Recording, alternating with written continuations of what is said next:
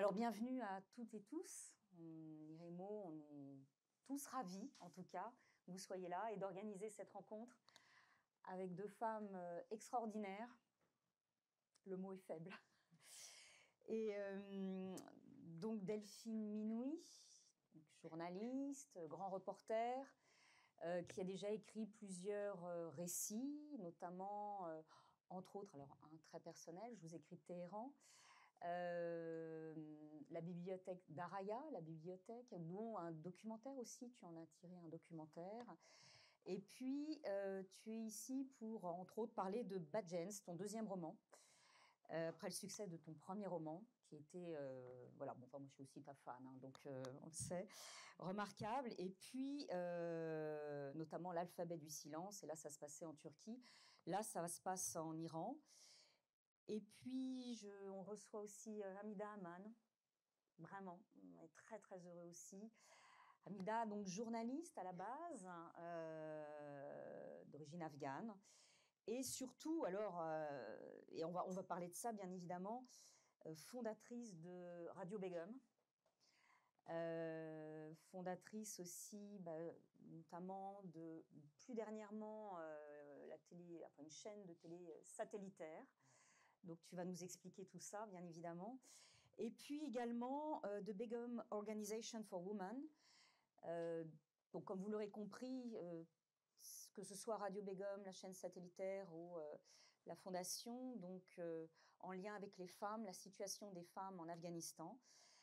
Et notamment, alors vous avez donc là les deux livres, le roman de Delphine et puis ce collectif qui a été réalisé à ton initiative, sous ton initiative. On a plusieurs donc auteurs qui ont contribué et autrices, mais également des illustrateurs, illustratrices. Et il faut savoir que la vente de ce livre, tout est entièrement reversé à la Fondation et à Radio Begum. Voilà. Et tout à l'heure, tu as une de tes collaboratrices qui va venir aussi, normalement, avec quelques illustrations qui figurent dans le livre.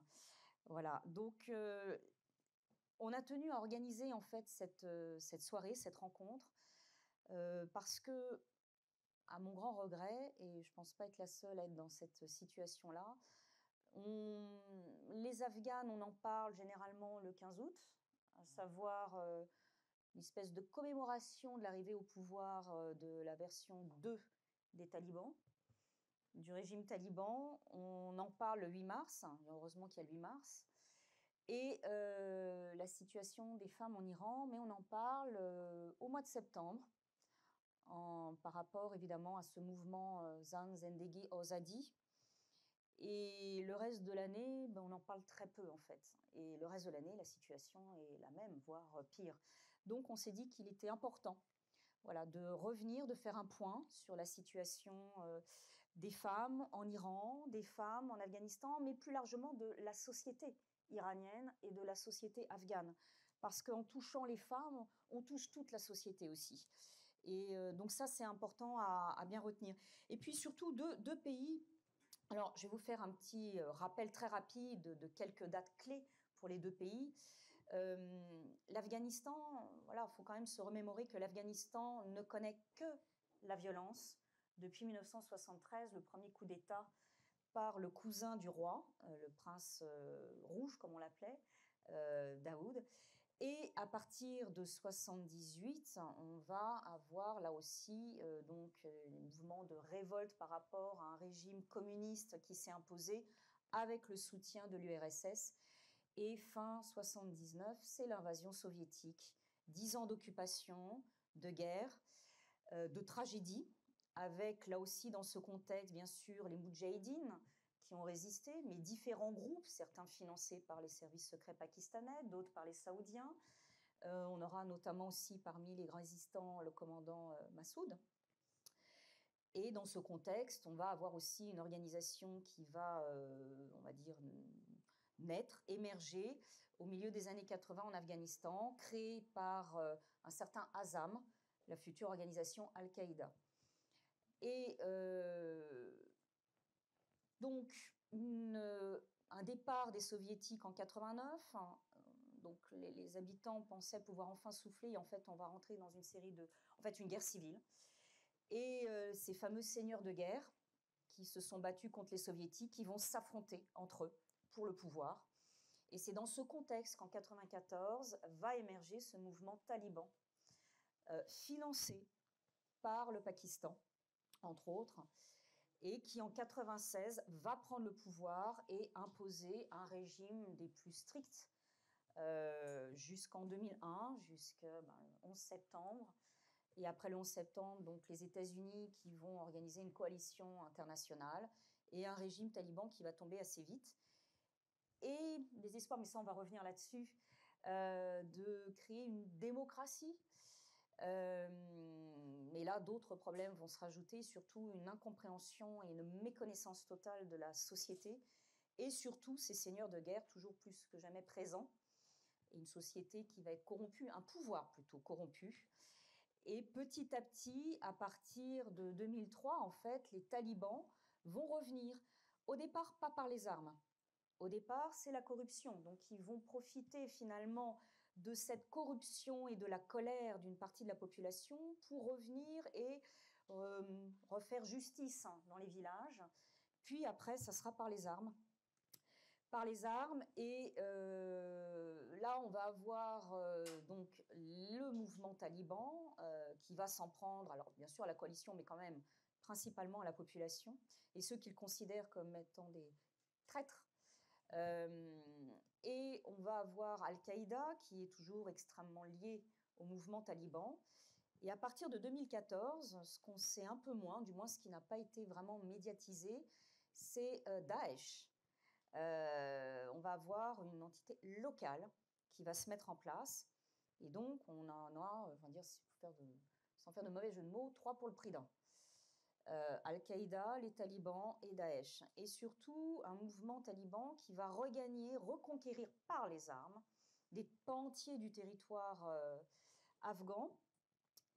Et je dirais que les deux cerises sur le gâteau, si je puis dire, c'est 2011, quand Obama a annoncé, après la mort de Ben Laden, puisqu'en fait pour eux la mission était réglée, qui annonce le retrait progressif des militaires.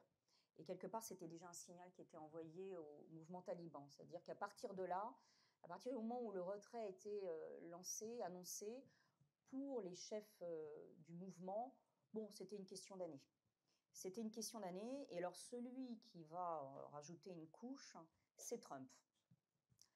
La première version de Trump, et notamment du fameux accord, comme il a tendance à dire, du siècle à Doha, où il a négocié, enfin sa délégation a négocié avec les talibans qui étaient à Doha, donc qui n'étaient pas de retour, c'est-à-dire qui étaient toujours considérés comme organisation terroriste. Il va négocier avec eux, avec les chefs talibans, la promesse déjà que les talibans ne s'attaqueront pas aux derniers militaires encore présents en Afghanistan. Et en échange, il a fait libérer 5000 prisonniers djihadistes, sans passer par le gouvernement, gouvernement qui n'avait finalement plus vraiment de place, en tout cas, et d'existence, Ashraf Ghani. Et là, en fait, c'était déjà, on va dire que tout était scellé, voilà.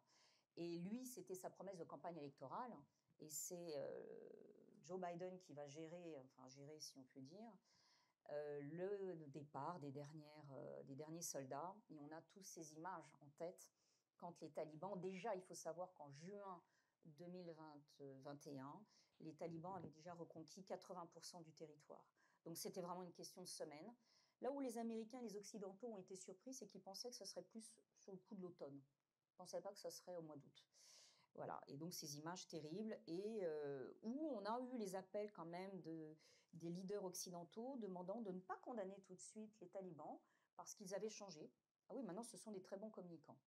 C'est-à-dire qu'avant il n'y avait pas de communication, l'image était proscrite, et qu'ils attendaient du gouvernement taliban, du futur gouvernement taliban, un gouvernement inclusif. Bon, bref, l'inclusion n'a pas tout à fait le même sens. Voilà, et donc on peut dire, abandonné. C'est-à-dire que là aussi, toute cette société qui avait pu accéder à l'éducation, au travail, durant ces 20 années, ça a été fracassé en quelques semaines. Et finalement, ce n'était pas une surprise, les interdits imposés par la suite. Mais ça, on va y revenir. Pour l'Iran, rapidement, parce que ce n'est pas ça l'essentiel quand même, c'est de faire vraiment un point sur ce qui se passe aujourd'hui.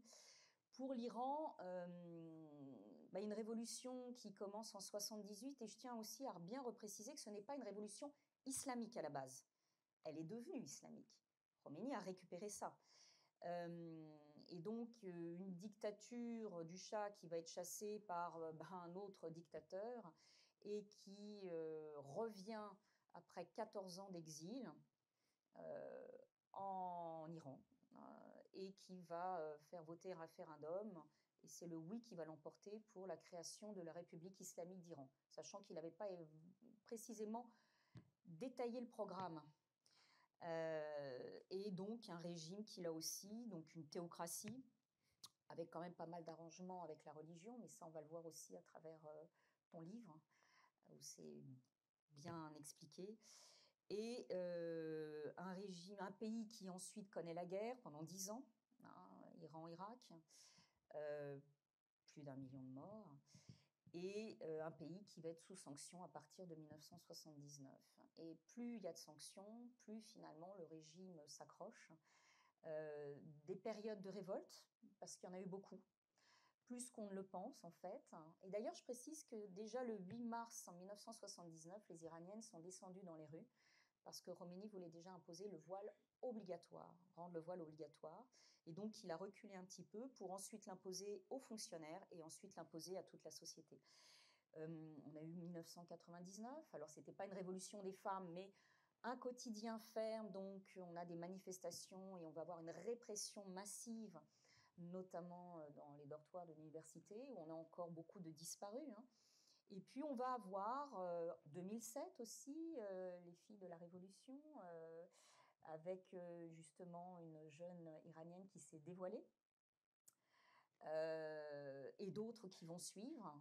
Elles vont être aussi réprimées. 2009, la Révolution verte, puis 2015, 2017, 2019, 2020, 2021, jusqu'à cette révolution Mahsa Amini, la suite de la mort de Mahsa Amini, où on a donc ce mouvement qui va s'étendre dans tout le pays et qui va finalement s'élargir à toute la société, parce que donc elles vont être soutenues par les hommes, par les garçons, et y compris, c'est un élément important, parce qu'on va avoir aussi un certain nombre d'Iraniennes qui vont manifester aux côtés de celles qui ne veulent plus le voile, mais des Iraniennes voilées, et qui vont manifester à leur côté, et qui en fait considèrent que c'est un choix avant tout, le voile, et ça ne doit pas être imposé. Et bien évidemment, la question du voile était le point de départ de cette révolte, mais ça va aller bien au-delà. Alors, je vais commencer et je vais faire donc un voyage alterné entre Hamida et Delphine. Et je vais commencer notamment, Hamida, par le choix du nom de la radio, déjà, Begum, qui a une résonance particulière pour toi. Ton histoire familiale. C'est ça. C'est vrai que c'était, je me souviens, c'était pendant le confinement, c'était en 2020. J'avais déjà, je pensais lancer une radio pour femmes pour pouvoir assurer le travail de mes collaboratrices, parce que je sentais que le vent allait tourner. Et puis je cherchais des noms de femmes, et tout à coup, ça s'est imposé. Begum, c'était le prénom de ma grand-mère, qui s'appelait en vrai Bas Begum, qui signifie assez de filles. Mais Begum, à la base, c'est un titre de noblesse qu'on a collé au prénom des femmes, qui est l'équivalent en anglais de lady. Voilà. Et c'est un peu désuet maintenant, mais j'ai trouvé que c'était un bel hommage pour ma grand-mère, et puis que c'était rendre sa noblesse aux femmes, et puis qui sont extrêmement malmenées dans mon pays. Donc voilà, c'était un double hommage, et pour les femmes, et pour leur redonner cette noblesse, et pour ma grand-mère, qui m'a beaucoup appris, qui a beaucoup compté pour moi aussi dans toute mon enfance, et qui m'a beaucoup forgé en fait mon amour du pays. écrit clairement justement Voilà. dans ce recueil, hein, dans ce livre que je vous invite à lire, vraiment. Et on va revenir justement sur ton aïeul. Et Delphine, alors, le choix aussi du titre de ton livre, Badjens, qui a une signification aussi particulière. Alors, j'aimerais que tu nous en dises un petit peu plus. Oui, ben moi j'aime beaucoup jouer avec les mots comme les Iraniennes parce que ça fait partie de la résistance aussi littéraire. Badjens, mot à mot en persan, ça veut dire mauvaise graine, mauvais genre. Et si je tire le fil, j'en déduis que aux yeux des ayatollahs qui gouvernent le pays, bah, c'est le sexe féminin évidemment, puisque c'est le sexe entre guillemets faible, le sexe raté. Mais ce qui est très intéressant à Téhéran et en Iran, c'est que les filles entre elles s'amusent à se traiter de badjens. Et là, elle se réapproprie ce terme et ça signifie plutôt effronté, espiègle, un peu l'équivalent de notre badass à l'occidental. Et en fait, badjens, c'est le surnom que donne la mère de mon héroïne, qu'elle lui donne à sa naissance, en opposition au choix imposé par le père qui, à l'origine, ne voulait pas d'une fille mais rêvait d'un garçon. Et du coup, il va nommer leur fille Zahra, qui est un prénom à connotation religieuse, puisque c'est la fille du prophète. Et du coup, voilà, c'est pour ça que j'ai choisi ce terme et ce titre pour signifier, dès le départ, la fronde en catimini qui, progressivement, va se révéler dans la scène publique à travers donc ce monologue intérieur de ma jeune héroïne dans ce livre. Alors, justement, je voulais rebondir par rapport à ce que tu disais, ton aïeul, donc qui s'appelait Baz Begum, et donc à ses deux filles. Et j'ai relevé, alors justement, un prénom qui sonnait comme un cri du cœur et laissait deviner l'amertume. Les parents de la malheureuse avaient imploré sa naissance le Très-Haut, pardon, de cesser de leur donner des filles. Donc, société patriarcale où naître fille, déjà, c'est déjà mal démarré dans la vie, en fait. Hein.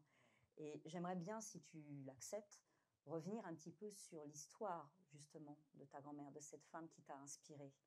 Et en quelques mots, bien évidemment, parce que, encore une fois, je vous invite à lire, mais raconte-nous un petit peu son histoire.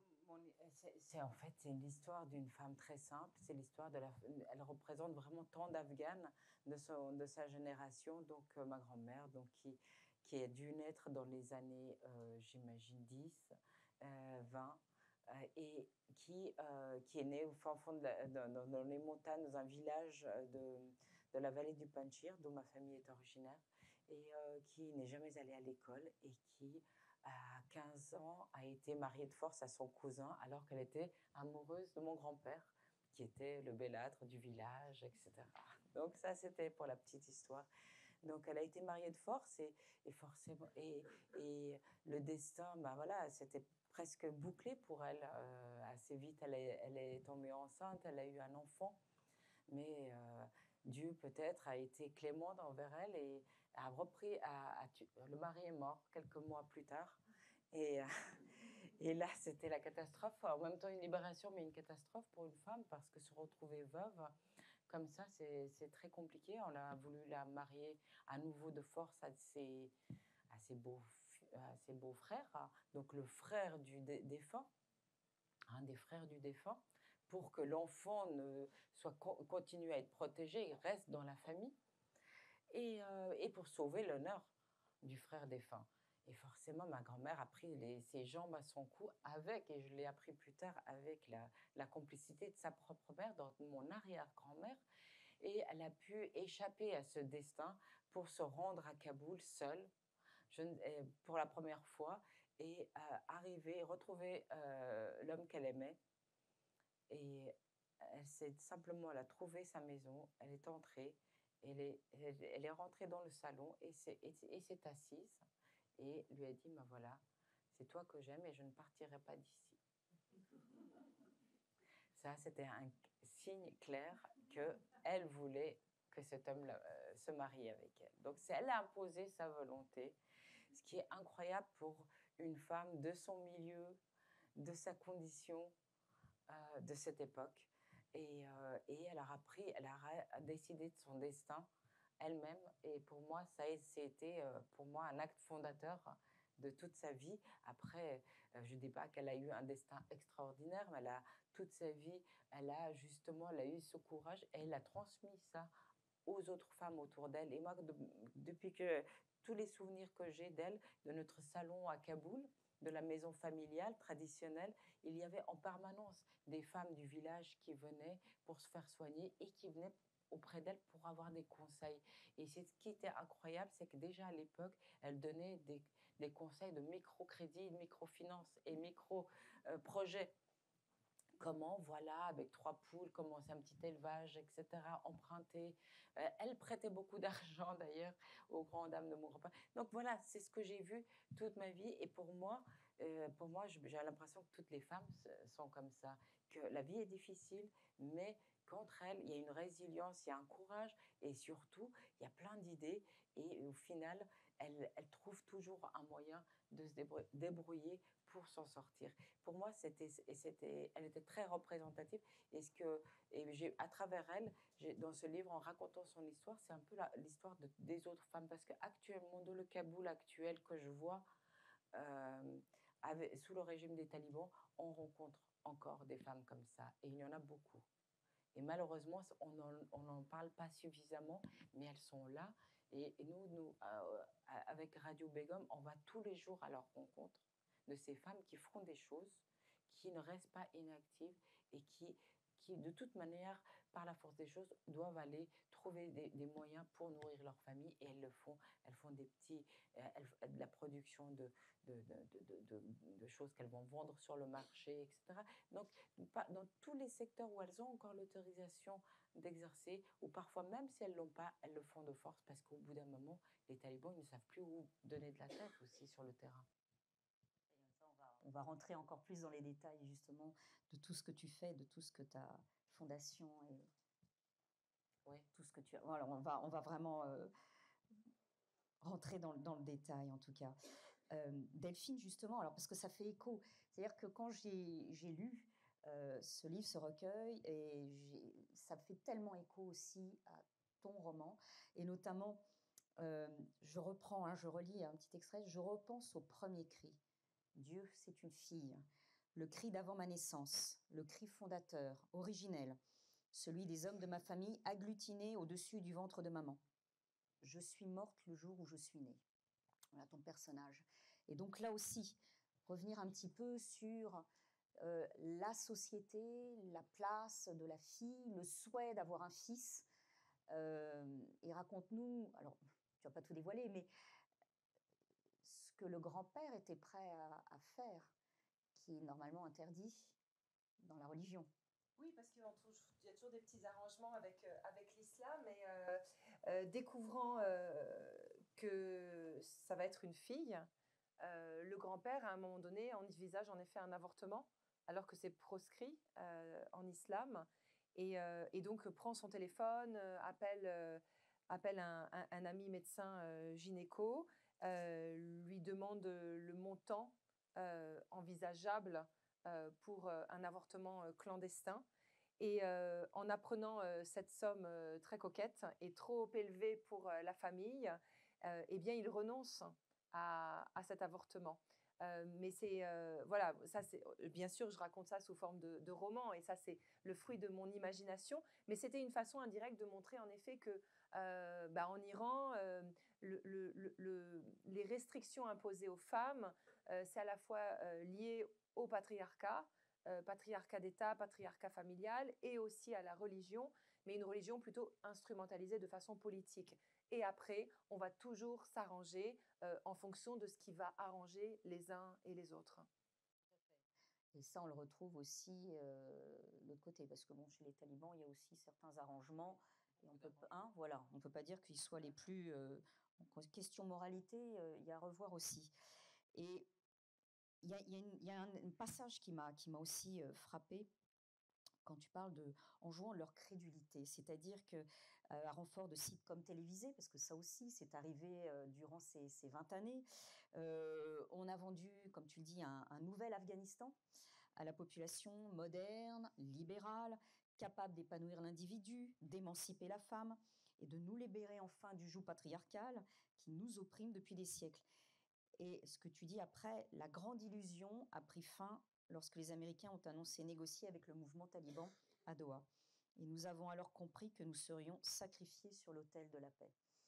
Est-ce que là, justement, tu pourrais un petit peu développer les témoignages, toi aussi qui fais des allers-retours en Afghanistan, est-ce que déjà il y avait des signes avant-coureurs, avant justement que cet accord soit signé, et surtout comment concrètement cet accord a été reçu, et est-ce que déjà là, finalement, on va avoir des femmes, des filles qui vont déjà tenter de quitter le pays?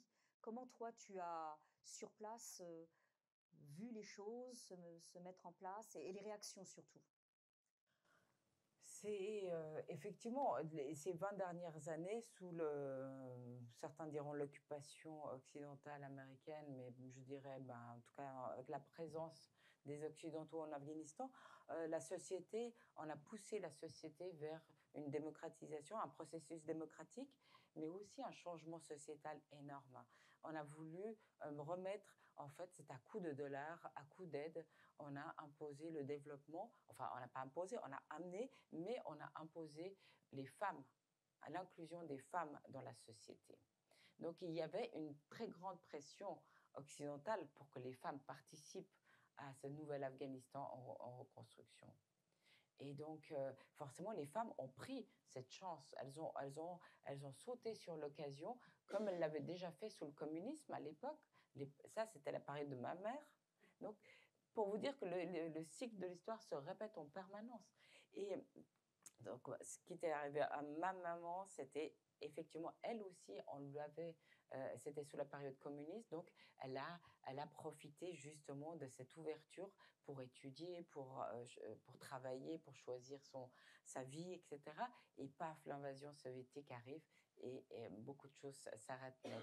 Et donc, je retrouve le même schéma en Afghanistan. Moi, je suis allée me réinstaller en Afghanistan en 2002, et de 2002 à 2015, j'ai vu et la progression des femmes dans la société et tout à coup, petit à petit, la dégringolade de cette démocratie et justement et surtout la chute des illusions que nous avions eues toutes ces années. Et parce que non seulement, là, ce serait un peu compliqué à expliquer aussi, mais d'un côté, on avait le développement, mais en même temps, la guerre. Les Américains étaient là pour nous apporter le développement, nous aider, mais en même temps, bombarder de l'autre côté les zones du Sud. Et donc, la population était complètement perdue face à tout ça. Et on voyait bien au bout d'un moment que ça n'allait pas tenir, c'était pas viable.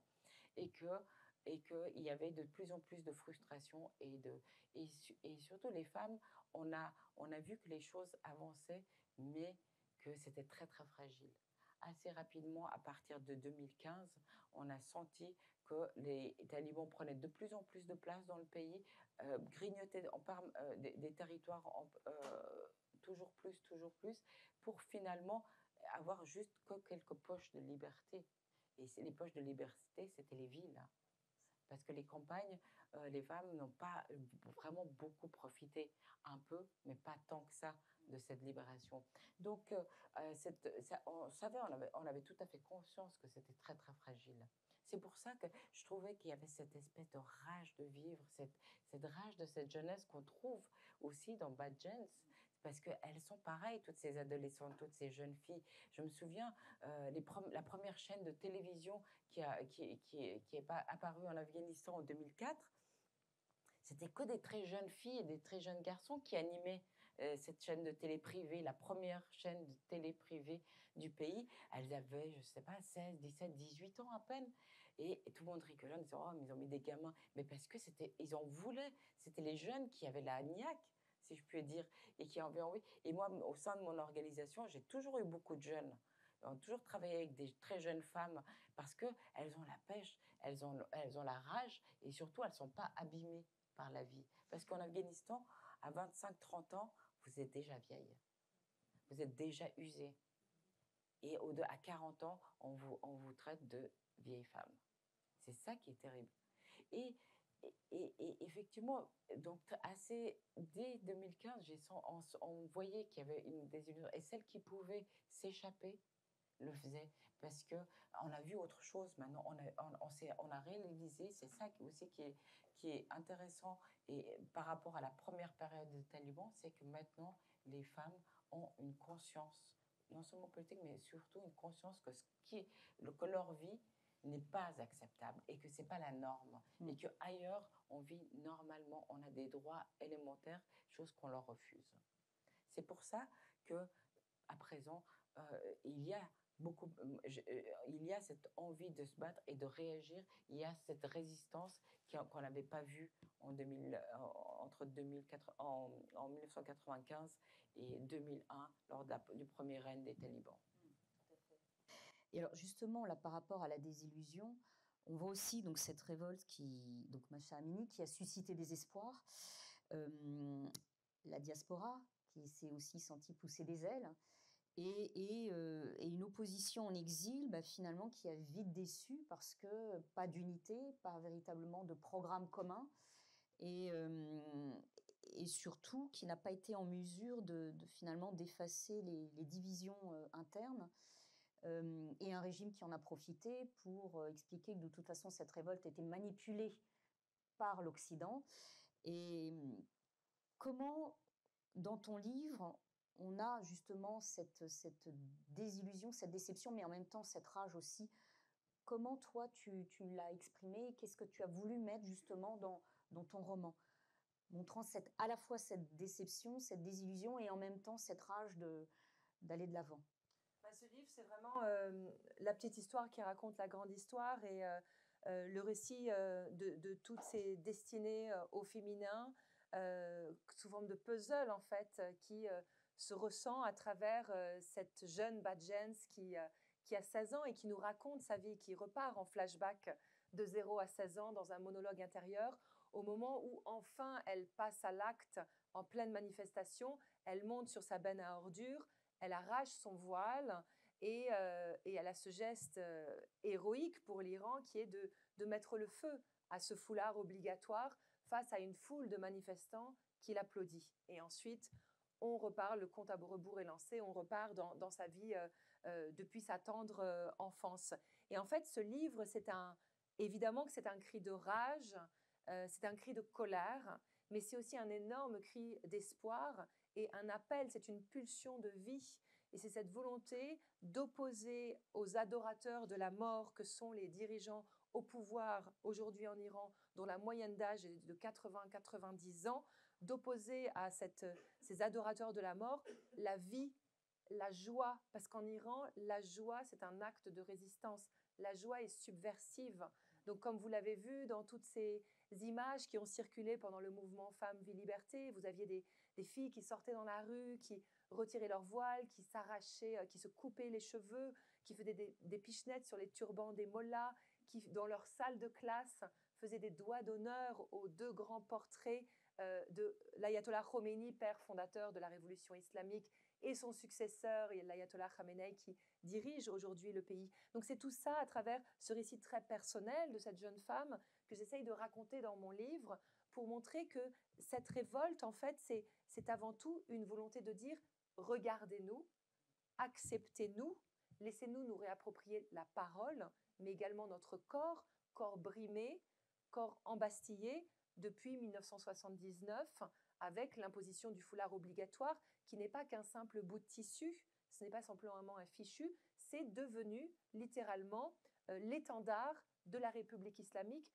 pour imposer le contrôle sur la moitié de la société, en l'occurrence les femmes, mais par extension sur toute la société, parce que c'est aussi donner les clés de la répression par procuration aux pères, aux frères, aux oncles, qui vont à leur niveau devenir les chaperons et les gardiens des filles. Puisqu'il faut savoir qu'en Iran, donc selon la loi islamique, la femme ne vaut que la moitié d'un homme, c'est le cas en matière d'héritage, de témoignage dans un tribunal, mais les femmes n'ont pas non plus accès à certains métiers comme celui de juge, elles n'ont pas le droit de chanter, de danser en public, mais leurs droits sont aussi restreints parce que, du point de vue, enfin selon la loi imposée par le pouvoir, c'est aussi avec l'accord du père qu'elles pourront procéder à certains choix, notamment celui de voyager à l'étranger. Vous ne pouvez pas voyager à l'étranger si vous n'avez pas un accord signé de votre père ou de votre mari. Donc c'est toute cette fronde-là, de façon très personnalisée, que je raconte dans ce livre, où finalement au début, il y a cette jeune femme qui est totalement invisibilisée, littéralement oubliée par son père, par sa famille, au point même à un moment donné dans une scène d'être oubliée quand il y a un incendie dans l'appartement. Et en fait, cette fille va être obligée de s'imposer et de créer sa révolte pour contrecarrer cet effacement permanent et cet oubli. Donc ça va commencer en première étape par de la provocation permanente. Elle va se créer différentes personnalités et différents masques pour survivre, y compris quand elle veut aller assister à des matchs de foot qui sont interdits aux hommes. Eh bien, pas grave, elle va interdit aux femmes. Elle va se raser la boule à zéro, elle va se glisser dans les gradins des stades de foot avec sa copine, déguiser un homme. Elle va s'arranger avec les restrictions imposées pour, dans son petit espace privé qu'est sa chambre, organiser des soirées clandestines avec ses copines, accéder à l'Internet, parce que l'Internet joue un énorme rôle dans l'émancipation des filles au cours de ces dernières années, jusqu'au jour où sa fronde et sa révolte va croiser la destinée du mouvement Femmes, Vie, Liberté, et que là, toute cette révolte en catimini, dans l'espace privé, derrière les murs et derrière les voiles, va déborder dans l'espace public, et c'est là où ces résistances, je dirais, de désobéissance civile de façon très individuelle vont s'additionner, se rejoindre et créer un véritable mouvement collectif comme celui auquel on a assisté ces dernières années.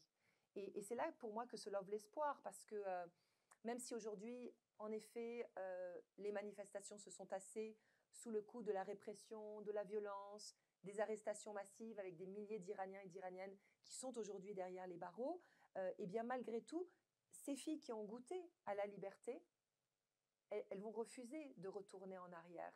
Et au moment où l'on parle, de nombreuses femmes en Iran ont littéralement imposé un état de fait, puisqu'elles continuent, pour la moitié d'entre elles, en tout cas à Téhéran, à sortir dans la rue, tête nue, dévoilée, ce qui était encore inimaginable il y a quelques années, y compris quand j'habitais à Téhéran. Et notamment aussi quand il y a eu cette fameuse révolte, les filles de la rue de la Révolution, où finalement la répression a été très vive, puisque c'est une première, puis il y en a eu 29 autres un peu partout, et où en fait tout s'est arrêté après. Là, il y a vraiment une volonté, puis une question de génération dans les deux cas en fait. Des jeunes femmes qui ont pu aller à l'école et s'émanciper d'une certaine façon à travers l'éducation, et là une génération qui n'a pas connu la Révolution, qui n'a pas connu la guerre, et donc une génération qui finalement, et tu l'as bien précisé aussi, c'est-à-dire qu'on a une génération qui n'est pas la génération underground, parce qu'il y a aussi cette génération underground, qui est plus notre génération, enfin quoique j'ai un peu plus de bouteilles, mais même si ça ne se voit pas, où on faisait en catimini, en cachette. Oui, c'était des compromis. C'était des compromis, oui. Et où là, elles n'hésitent plus finalement à risquer leur vie, parce qu'elles savent ce qui peut se passer. Et ça aussi, c'est quelque chose de nouveau. Oui, parce que la génération d'avant, donc ma génération, les mères de Badjens et de toutes ces filles, c'était la génération qui avait accepté cette idée de la conciliation avec le pouvoir, qui avait soutenu en masse les réformes. Le président Khatami, à l'époque, en 1997, qui avait commencé à ouvrir les vannes du pays. Donc, il y avait toujours cette idée de la possibilité d'un changement de l'intérieur, dans le cadre de la République islamique. Donc, c'était des petits changements, je dirais, par dose homéopathique, parce qu'il faut savoir aussi que cette génération, c'est un peu la génération brûlée, c'est-à-dire que c'est la génération qui a grandi au tout début de la révolution islamique et qui a vécu le trauma des 8 ans de guerre Iran-Irak, sous les bombes du régime de Saddam Hussein. Donc, c'était cette idée de on va avancer progressivement et on va essayer de slalomer et d'essayer de déjouer plus ou moins frontalement les interdits imposés par le pouvoir via des ONG, via des revues féminines, via des associations. Aujourd'hui, la nouvelle génération, elle est beaucoup plus irrévérencieuse, beaucoup plus jusqu'au-boutiste, et elle veut tout faire tomber d'un coup, c'est-à-dire le foulard comme le régime. Mais je pense que cette fronde, euh,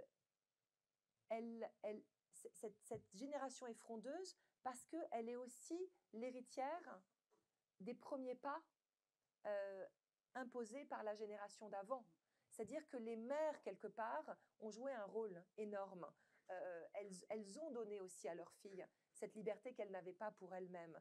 On parle de foyers qui ont de moins en moins d'enfants, donc qui ont plus de moyens aussi pour investir dans la nouvelle génération, plus de moyens pour leur offrir un téléphone portable, une tablette, payer aux filles des cours de karaté, donc leur apprendre, leur donner les clés de l'autodéfense, leur permettre de faire plus de choses elles n'ont pas pu s'accorder parce que c'était plus des familles nombreuses, c'était plus des familles conservatives.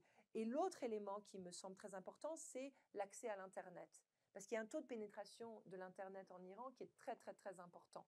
Et donc, une fois que vous ouvrez la fenêtre de l'Internet, vous avez conscience de la façon dont vivent les autres jeunes en Éthiopie, à Los Angeles, à Berlin, à Paris, à Madrid.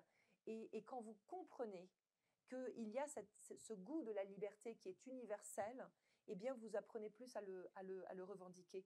Et un autre élément clé, mais là qui date finalement de 1979 et qui est un des nombreux paradoxes de la République islamique, c'est l'éducation.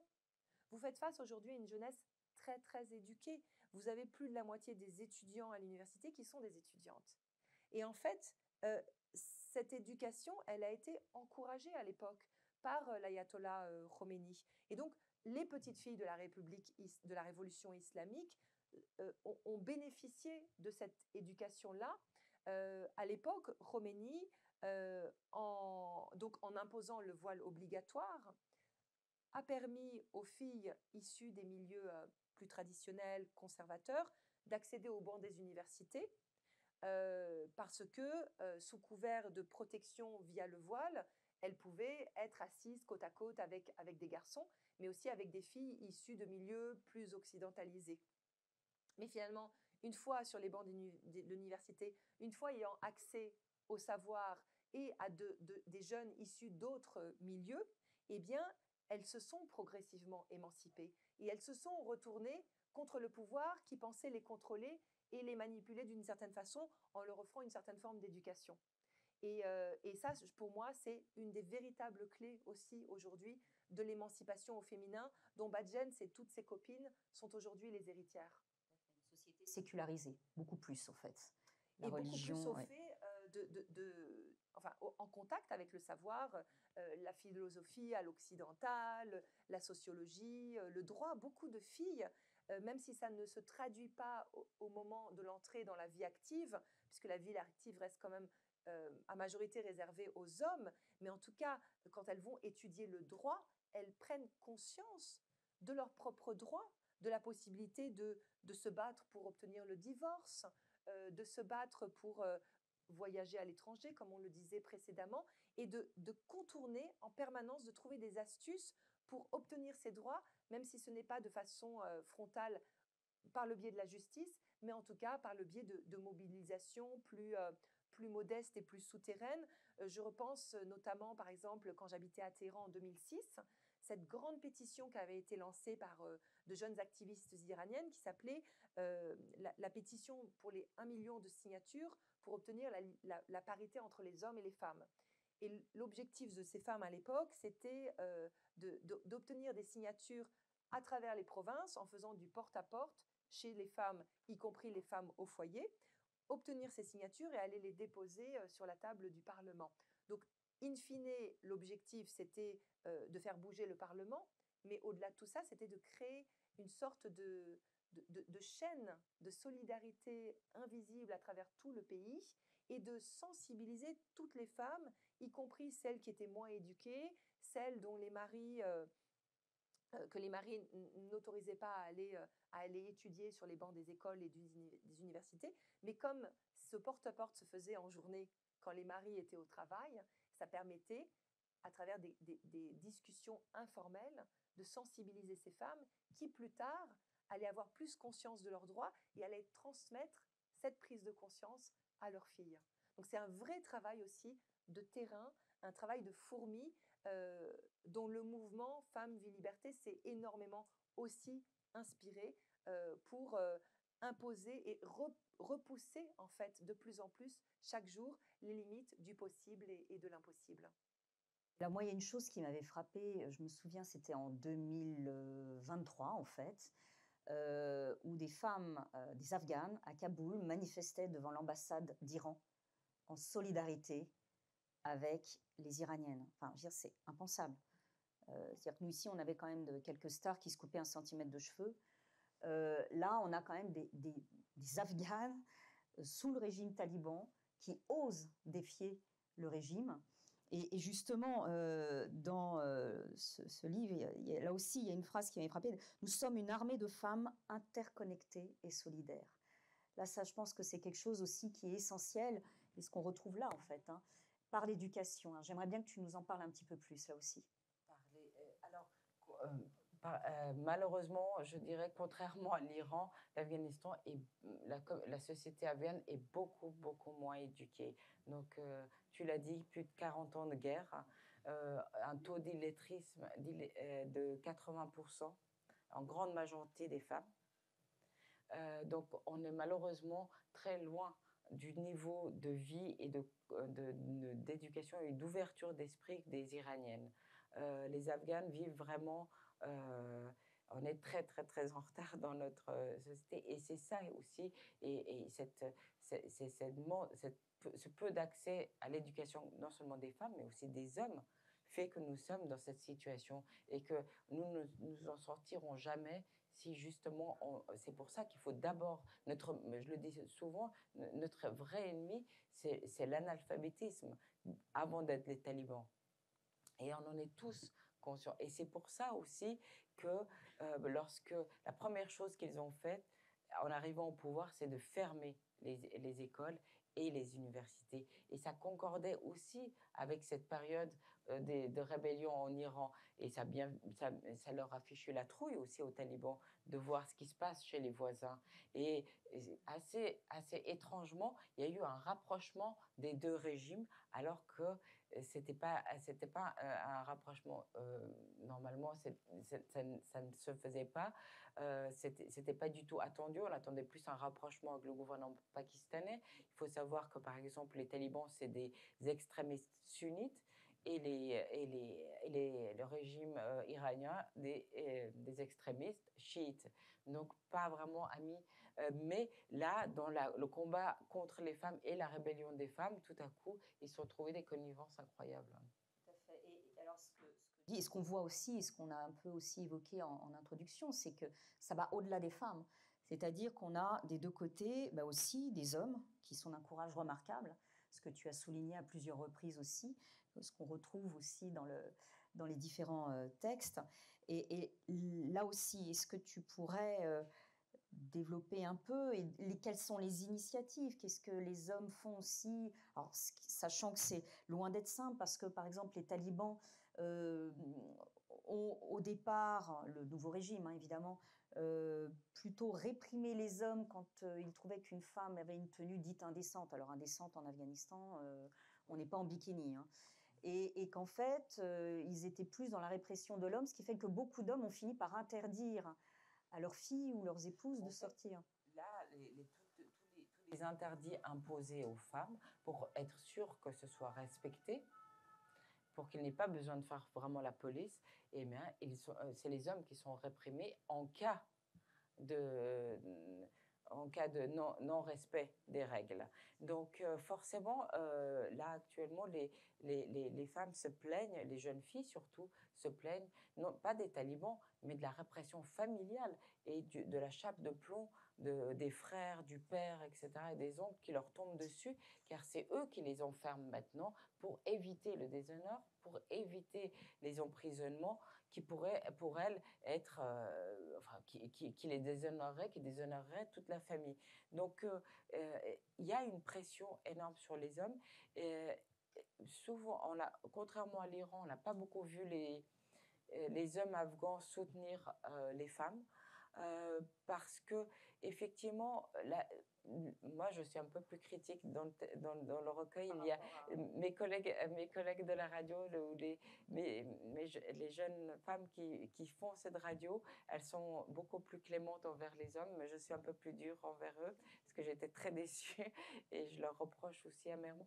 Mais c'est vrai que les hommes ne participent pas et lorsque je leur demande souvent texto, mais pourquoi vous n'en faites pas partie, la réponse est souvent la même, c'est que si nous participons à ces manifestations, on va tout simplement se faire tirer dessus. Alors qu'ils ne vont pas tirer sur les femmes. C'est vrai qu'on l'a vu, ils n'ont jamais vraiment tiré, ils ont tiré en l'air, ils ont voulu faire peur, mais tuer une femme dans cette situation-là serait un déshonneur pour eux aussi parce que c'est un aveu de faiblesse. Donc, par contre, s'en prendre à des hommes, on l'a vu, ils s'acharnaient beaucoup plus contre les hommes journalistes, par exemple, en les tabassant, en les mettant en prison, etc. Mais c'est aussi un peu l'excuse derrière laquelle les hommes se cachent. Hein. Il ne faut pas non plus nous prendre pour des jambons. C'est pas, c'est pas aussi, c'est que et puis une autre chose, plus personne n'y croit. En Afghanistan, c'est 40 ans de conflit, 40 ans où en fait, il faut savoir que la société a l'impression que rien n'est entre nos mains. Ce qui, les talibans ont été renversés par une coalition internationale. Le développement, la démocratie a été apportée par les étrangers. On nous a demandé de voter. On est allé voter une fois, deux fois, ça allait. Troisième fois, c'était juste une plaisanterie. Et les décisions étaient prises, on le savait, non à Kaboul, mais à Washington. Donc, et puis ensuite à Doha. Et donc, au final, le destin des Afghans se sont résignés à croire que leur destin ne leur appartient plus. Et c'est aussi ce qui explique aussi cette non-résistance des hommes à l'intérieur du pays. Mais après, ça ne veut pas dire qu'il n'y a pas une résistance qui s'organise à l'extérieur, un réseau, une solidarité à l'extérieur du pays, beaucoup, mais à l'intérieur, on en voit peu. Par contre, une plus de sororité, ça, effectivement, je le vois. Je trouvais qu'on était très durs, nous, les femmes, les unes envers les autres, avant l'arrivée des talibans, et je trouve qu'il y a une plus grande bienveillance et tout à coup, on a compris à une prise de conscience qu'on ne peut compter que sur nous-mêmes, en fait. Et que tout le monde nous a blés, que ce soit les pays, la communauté internationale, mais aussi nos propres hommes. Alors que, justement, en Iran, là, et on le voit aussi dans ton roman, les hommes sont vraiment aux côtés de ces jeunes femmes, de ces jeunes filles. Et par contre, le régime, lui, n'hésite pas à tuer les femmes. Hein. Ça, là, de ce côté-là, il n'y a pas de... Oui, et le régime n'hésite pas non plus à tenter d'instrumentaliser les hommes. On le voit à travers la loi de durcissement contre les femmes qui porteraient mal le voile ou qui ne le porteraient pas. Cette loi qui a été votée au Parlement, mais qui n'est pas encore ratifiée, mais qui a été votée l'année dernière, où, par exemple, il est dit qu'il serait imposé des amendes aux dirigeants d'entreprises qui laisseraient leurs employées féminines travailler sans voile. Et il y aurait aussi des interdictions de sortie de territoire imposées à ces dirigeants d'entreprise. Malgré tout, ce qui est très intéressant, c'est que les hommes ne baissent pas les bras et au contraire, dans beaucoup de sociétés, que ce soit des banques, que ce soit des hôpitaux, même des sociétés publiques, eh bien, une fois que la porte est refermée, les hommes disent à leurs consoeurs faites comme chez vous, ne vous inquiétez pas, on est là pour vous protéger. Et on l'a vu au pic des manifestations, bien souvent, quand des miliciens ou des membres des forces de l'ordre s'en prenaient très très violemment aux filles, les hommes intervenaient, faisaient bouclier pour empêcher les forces de l'ordre de molester les femmes et les jeunes femmes. On le voit encore aujourd'hui dans les rues de Téhéran. ou quand une femme se déplace dans la rue, marche sur un trottoir sans foulard, il fut un temps où les hommes soit contournaient le regard, soit menaçaient les femmes de les dénoncer au poste de police. Et il arrive bien souvent, c'est ce que me racontent mes amies iraniennes, que les hommes, cette fois-ci, s'arrêtent, les applaudissent, les regardent droit dans les yeux et leur disent que tu es belle avec tes cheveux.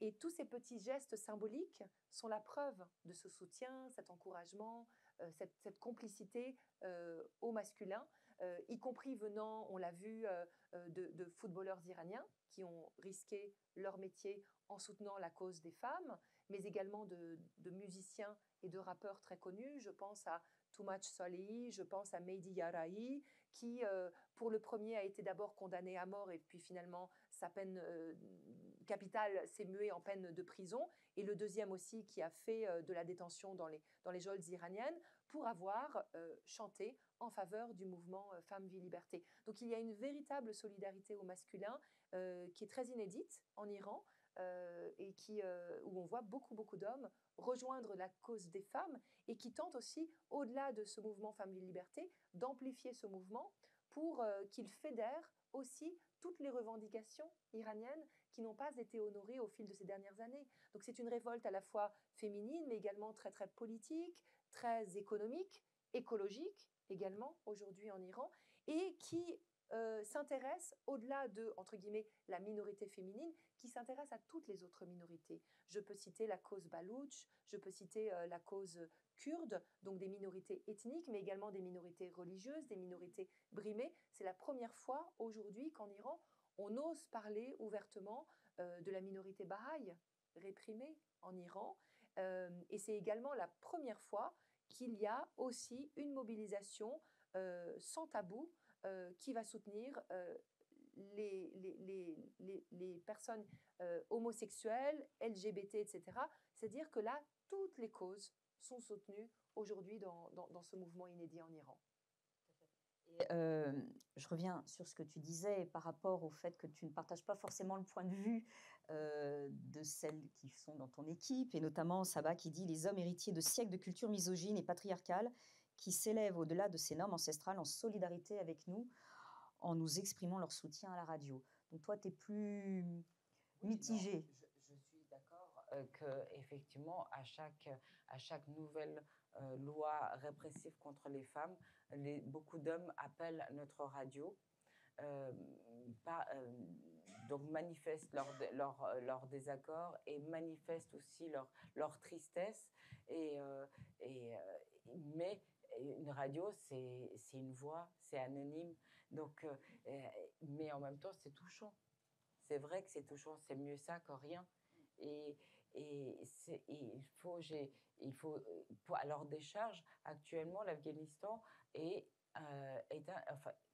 actuellement, l'Afghanistan a perdu du jour au lendemain 80% de son revenu. C'est-à-dire pendant plus de 20 ans, le pays vivait sous perfusion de l'aide internationale, donc à plus de 80%. Et entre le 15 et le 16 août 2021, les robinets se sont fermés d'un coup.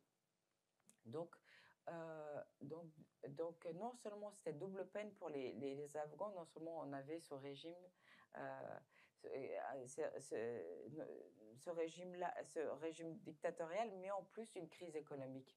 Et actuellement, plus de 80% de la population vit sous le seuil de pauvreté. Et donc, la préoccupation principale maintenant des gens, c'est surtout qu'est-ce qu'ils vont manger et comment ils vont soigner leurs enfants.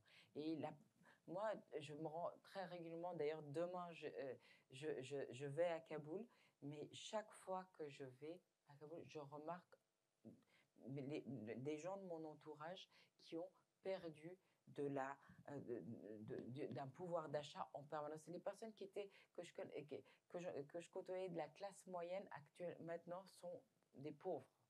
Et ceux qui étaient précaires vivent dans l'extrême misère et leurs enfants vivent dans la malnutrition.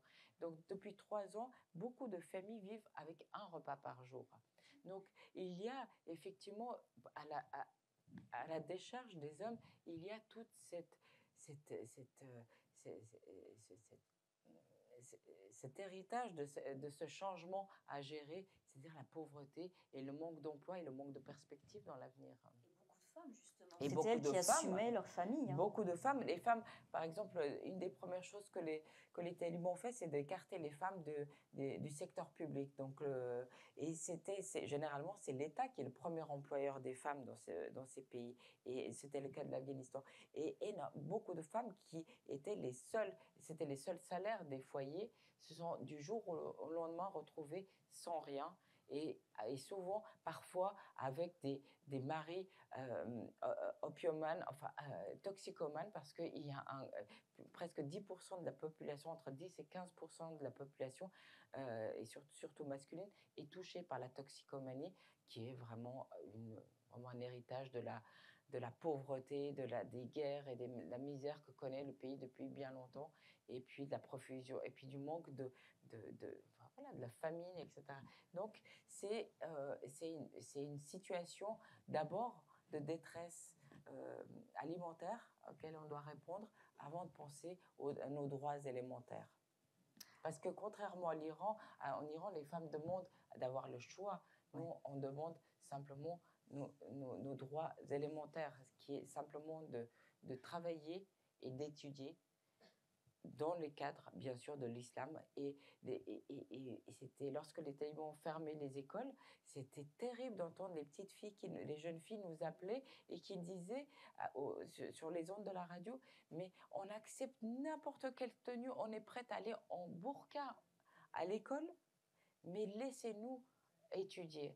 Donc, elles étaient prêtes à être couvertes du pied à la tête et avoir le visage couvert pourvu qu'on les laisse aller à l'école. Et c'est une revendication qu'elles continuent à dire, elles continuent à marteler qu'elles accepteront n'importe quelle tenue pourvu qu'on les laisse retourner à l'école. Alors justement, je vais rebondir là-dessus. Par rapport à toi, qu'est-ce qui t'a poussé à créer cette radio, sachant que tu l'as créée avant le retour des talibans au pouvoir? Au départ, c'était parce que je voyais bien que la situation allait changer, le vent allait tourner et que et qu'encore une fois, c'est les femmes qui allaient en pâtir. Et forcément, nos droits allaient c'était les oubliés de ces négociations et de cette soi-disant signature de paix. Et pour moi, la première chose, c'était pour continuer à assurer une voix militante et féminine. Une autre manière, c'était de donner du travail à mes collaboratrices et leur assurer un avenir. Parce que, comme je l'ai dit, on a tous besoin de travailler. Et moi, j'ai toujours été en Afghanistan, j'ai toujours créé des emplois et ça a toujours été ma priorité, c'est de donner un maximum de travail et de formation aux jeunes qui m'entouraient de mon organisation. Et là, c'était une préoccupation, encore une fois. Et assez rapidement, cette radio est devenue une radio... avec l'absence d'écoles, à ce moment-là, il y avait le Covid et en plus l'insécurité, les écoles étaient fermées. Très rapidement, je me suis rendu compte qu'il va falloir prendre les devants et prendre la place de l'école en attendant que les écoles réouvrent. Donc, c'est pour ça qu'on a très rapidement utilisé nos ondes pour diffuser des cours d'école, donc des cours radiophoniques du niveau secondaire qu'on a enregistrés tous les jours avec des vrais élèves qui venaient dans nos locaux pour créer une atmosphère de classe. Et on a continué, ça fait 3 ans qu'on le fait, et ça fait 3 ans qu'on diffuse ce qu'on pensait être provisoire est devenu notre action principale. On a pris la place de l'État, et tous les jours, 6 heures de temps d'antenne sont consacrées à l'école, à l'éducation, 3 heures dans une langue, en farsi, et 3 heures en pachto, parce que le pays est bilingue. Et on continue justement cette mission éducative avec la télévision Begum qu'on a lancée il y a un mois, en mars dernier, depuis Paris, où on a non seulement les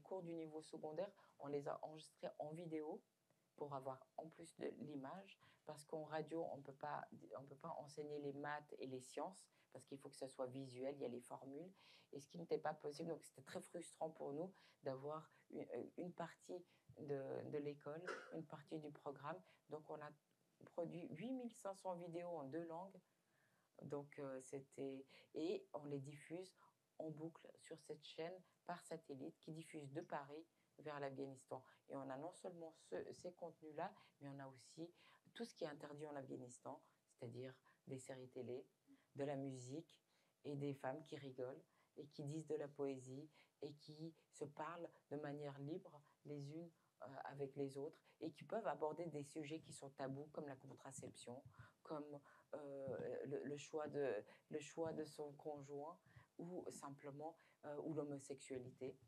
Toutes ces choses-là, on peut les aborder depuis Paris parce que mais toutes ces choses-là nous sont interdites à notre radio qui est en Afghanistan et où on doit être vraiment, où on est muselé, où on est contrôlé. Il y a 2 semaines, notre représentant a été convoqué par les autorités et il a été assez durement battu parce qu'on diffusait encore des poèmes de Hafez sur nos ondes et que le régime l'interdit. Donc, bien sûr, on a dû céder et on a cessé ces programmes. Donc, il y a encore jusqu'à 2 semaines, on s'autorisait de la poésie et un peu de rire. Mais là, maintenant, c'est complètement interdit et on est extrêmement contrôlé. Donc, ça nous a calmés dans nos ardeurs. Et donc, comme la sécurité de l'équipe compte plus que tout, donc on a capitulé, on a cédé sur ce point. Alors, on va revenir après sur justement cette chaîne, ta fondation. Et Delphine, alors j'ai une question aussi par rapport au choix. Pourquoi ne pas avoir choisi d'adopter plutôt le récit, comme tu le faisais, et qui était absolument brillant? Pourquoi le choix du roman? Tu m'avais expliqué déjà pour le premier roman. Pourquoi là aussi le choix du roman? Pourquoi un monologue? Qu'est-ce que ça t'a permis? Qu'est-ce que tu t'es autorisé peut-être avec ça? Tu n'aurais peut-être pas pu faire avec le récit. Vraiment, là, le roman s'est imposé comme une évidence pour ce sujet-là. D'abord parce que des récits, j'en ai déjà écrit beaucoup sur l'Iran. Mon premier livre était consacré, il y a plus de 20 ans maintenant, à la jeunesse iranienne. Ensuite, j'avais écrit des chroniques sur le quotidien des Téhéranaises. Puis mon récit personnel, Je vous écris de Téhéran, où j'avais déjà développé toute cette contextualisation, l'environnement politique, les changements générationnels, les mouvances au sein de la société civile, les femmes, les intellectuels, les étudiants. Donc j'avais l'impression déjà d'avoir tout dit en termes de récit. Et il me semblait important, en ce qui concerne ce qui se passe aujourd'hui en Iran, puisqu'on est vraiment dans le contemporain, c'était de dépasser l'événement en tant que tel et d'oser le regarder droit dans les yeux, de me permettre de faire une véritable immersion comme un arrêt sur image et de raconter plus à travers la chair, le rapport au corps, les tripes, ce que vivent aujourd'hui, en quoi le patriarcat d'État, en quoi la religion, en quoi la République islamique égratigne littéralement le corps des femmes, la façon de se muer dans une société, la façon de penser. Et donc, pour moi, pour être au plus proche de cette société-là et mieux la raconter de l'intérieur, il me semblait fondamental et important de me glisser littéralement dans la peau d'une de ces jeunes adolescentes iraniennes, parce que aussi j'étais tellement frappée par la jeunesse de nombreuses victimes de la répression, Nika Shakarami, Sarina Ismailzadeh et tant d'autres. Et malheureusement, elles sont mortes à l'âge de 16 ans. C'est trop jeune pour mourir. Elles ne sont plus là pour nous raconter leur histoire. Et donc j'ai voulu la raconter à leur place. Une façon, à titre posthume, de leur redonner la parole et de continuer à donner la parole à toutes ces autres jeunes filles qui se battent aujourd'hui.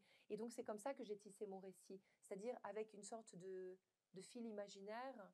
J'ai voulu repriser les destins brisés de toutes ces filles qui ne peuvent plus parler, mais aussi les destinées actuelles de toutes ces filles avec qui je communique tous les jours à Téhéran grâce à la fenêtre de l'Internet, et qui se trouvent, en fait, il y a une dizaine de jeunes avec qui j'ai établi un contact au cours des 2 années écoulées, qui m'ont confié leur vie, qui m'ont confié leur intimité. Et donc, en fait, finalement, ce monologue intérieur, c'est le patchwork de toutes ces destinées-là.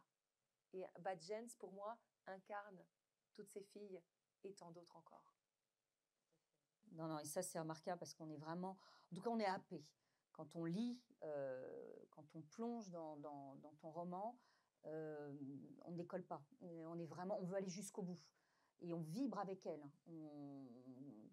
On a peur avec elle. On a vraiment, et ça, c'est extrêmement bien retranscrit. Et justement aussi par rapport à tout ce que tu fais. Donc, nous as parlé là des difficultés récemment que tu as rencontrées. Mais quels sont les autres obstacles auxquels tu as dû faire face depuis le début, depuis la création de la radio? Et surtout, ce qui paraît surprenant, c'est que les talibans, pour l'instant, laissent encore la possibilité d'émettre. Et voilà, qu'est-ce que tu peux nous donner d'autre, là aussi, d'autres informations et surtout tous les empêchements, y compris ici. Je me souviens, quand on avait échangé, il y avait eu un problème ici pour justement pouvoir rémunérer ton équipe. Là, on frise l'absurde. Hein. Là, on frise l'absurde, oui. Pour commencer par celui-là, Oui. on se bat d'un côté avec la situation sur le terrain et les complications quotidiennes. Et en plus, ici, les banques nous ferment, ne nous autorisent pas à faire des virements vers l'Afghanistan parce qu'on a, soi-disant, on risque de financer le terrorisme. Et voilà, une sanction supplémentaire pour nous faciliter la vie et faciliter la vie des gens qui veulent aider les plus démunis sur place. Mais effectivement, ça, c'est un problème, des problèmes parmi tant d'autres. Sur le terrain, effectivement, la radio continue d'émettre, n'a jamais cessé d'émettre. Par contre, on a été assez vite forcé de suivre les règles qui étaient de cesser de diffuser de la musique, de cesser de diffuser des mauvaises nouvelles. Donc, quand on est en Afghanistan, c'est un peu difficile. Ça peut faire sourire. Des mauvaises nouvelles qui pourraient ou critiquer, bien sûr, le régime islamique d'Afghanistan, l'émirat islamique d'Afghanistan, le nom qui sont octroyés. Et à côté de cela, on nous a très clairement demandé de séparer les hommes et les femmes sur leur lieu de travail pour qu'ils ne se côtoient quasiment pas. Donc ça, c'était très, très compliqué. En radio, nous n'avons pas droit d'avoir un invité homme. Un homme et une femme ne peuvent pas, une femme ne peut pas interviewer un homme ou d'être dans le même studio qu'un homme. Donc voilà, tout est extrêmement compliqué. On n'a pas on n'a pas le droit de mettre de la musique, de divertissement, tout est banni, le rire, la poésie. Donc les médias, il y a une telle pression sur les médias pour qu'ils abandonnent petit à petit, que les médias meurent d'elles-mêmes. Au final, c'est d'une tristesse d'écouter une radio sans son, sans musique. Alors, on a trouvé des petites alternatives. J'ai vu que un jour, je faisais de la méditation, et puis en fait, en méditation, c'est des sons de la nature. Ça, ils n'ont pas interdit. Donc, on a commencé à introduire un peu des sons de la nature, de la méditation, donc les bruits. Mais sinon, effectivement, il y a énormément de craintes, mais on est quand même autorisé à diffuser. Donc, en fait, sur le terrain, il y a des choses qui sont possibles d'être faites. Les médias grossissent énormément aussi la situation. Je ne dis pas que la situation n'est pas désespérée, mais il y a des petits espaces d'action. Tout n'est pas tout noir ou tout blanc, il y a des zones de gris et nous utilisons ces zones de gris. C'est là que nous évoluons, c'est là que nous prenons des risques et c'est là que nous agissons. C'est comme en Iran, il y a plein de zones de gris, les gens connaissent les combines et les moyens. Il y a tout se négocie au final à un moment ou à un autre. Je ne dis pas qu'on a négocié avec les talibans, mais on compose avec les talibans. Nous n'avons pas le choix que de faire ainsi. Et on trouve des solutions pour justement continuer à informer. Lorsqu'on nous parle, on nous interdit de parler de contraception, on parle de manière très pudique d'espacement des naissances ou des choses. On utilise d'autres terminologies un peu plus subtiles pour ne pas être dans les radars rapidement. Lorsqu'on nous demande de masquer nos interventions. On le fait en télé, sur les télévisions, alors, à l'image, on doit être masqué, mais nous, on avait tout la Radio Begum a une chaîne Facebook qui fonctionne où il y a beaucoup de vidéos, et là, on a mis beaucoup de temps avant de masquer les intervenantes parce que c'était Internet, on ne nous avait pas dit que c'était là on nous a dit que c'était pour la télé. Donc on trouve des solutions en permanence pour pouvoir quand même jongler malgré cette situation. Mais c'est vrai que la voix des femmes est en danger, mais la voix des êtres humains de manière générale et les médias en général sont en danger, car il y en a un ultimatum, peut-être que dans 2 mois, il n'y aura plus de médias, de chaînes de télévision, et peut-être que là, ils vont vraiment appliquer. Mais pour l'instant, la voix des femmes est quand même tolérée, et parce qu'on ne fait pas de politique. On se cantonne uniquement des sujets qui intéressent les femmes. Donc, on a des contenus, c'est des soutiens psychologiques. On a 2 heures de temps d'antenne de soutien psychologique, mais aussi de conseils santé. Et on parle des droits des femmes, mais sous le prisme de l'islam. C'est la seule manière de parler des droits des femmes. Et surtout, dans ce cadre-là, on fait appel justement à la sororité, et on fait beaucoup la morale aux autres femmes, aux belles-mères en particulier, pour être clémente, parce que souvent, la violence faite aux femmes, elle commence d'abord au sein des foyers. La plus grande violence est faite quand les femmes nous appellent pour parler sur la ligne avec nos psychologues. C'est les choses qu'elles évoquent, c'est uniquement la violence domestique, la violence conjugale, mais surtout la violence familiale qui est dénoncée. Et c'est surtout, on fait énormément de travail. D'abord, on fait la morale à nos auditrices et à nos auditeurs, parce qu'on ne peut pas critiquer le régime, mais par contre, on peut critiquer la société et on peut essayer d'améliorer la société. Et à travers ça, quelque part, c'est un message de manière plus générale pour toute la société afghane et pour la politique aussi. Alors justement, ce que tu m'avais dit, quand tu vas à Kaboul, donc tu gères avec les talibans, et justement, tu leur demandes la protection, ce qui est un moyen. Alors j'aimerais bien que tu développes là aussi et que tu nous expliques un petit peu. Donc tu es obligé de faire avec, mais en même temps, tu leur demandes la protection. Explique-nous plus précisément. Ils ont pris le pouvoir le 15 août 2021. J'étais en France. Je devais partir juste quelques jours après le 15 août, j'avais des vacances jusqu'au 15 août, et au-delà, je devais partir. Et tout à coup, je vois mon monde s'écrouler, et je suis restée coincée pendant plusieurs semaines avant de pouvoir aller à Kaboul. Donc, vous imaginez la peur que j'avais pour mon équipe qui était restée sur place, que je devais calmer, je devais rassurer, et leur dire que tout allait bien se passer, alors que je n'en savais absolument rien. Mais heureusement, il n'y a pas eu de bain de sang, il n'y a pas eu de massacre. Les choses se sont plutôt passées dans le calme, à part les vents de panique à l'aéroport, bien sûr. Mais après, en règle générale, il a fallu plusieurs semaines avant que je puisse me rendre sur place. Mais dès que je suis arrivée sur place, je ne pouvais rien faire d'autre que de dire à mon équipe, n'ayez pas peur. Et pour ça, je me suis dit, mais moi, je suis là pour quelque temps, je vais repartir, j'ai mon passeport européen, et elles vont rester ici. Comment je peux faire pour qu'elles n'aient vraiment pas peur? C'était de montrer l'exemple. Donc, je suis allée de ma propre initiative à la rencontre de la personne en charge des médias à ce moment-là, donc un responsable taliban. J'ai pris rendez-vous, et je suis allée me présenter vers le responsable des médias, qui m'a reçue avec beaucoup de surprise, parce qu'elle ne s'attendait pas à ce qu'une femme rentre comme ça dans la pièce et lui fasse face. Et surtout, une femme comme moi qui, de toute manière, même en abaya et avec mon hijab sur la tête, il voit bien que je suis différente des femmes du pays. Et la chose que je lui ai demandé, je lui ai présenté notre radio, je lui ai présenté nos programmes, et je lui ai simplement demandé une protection.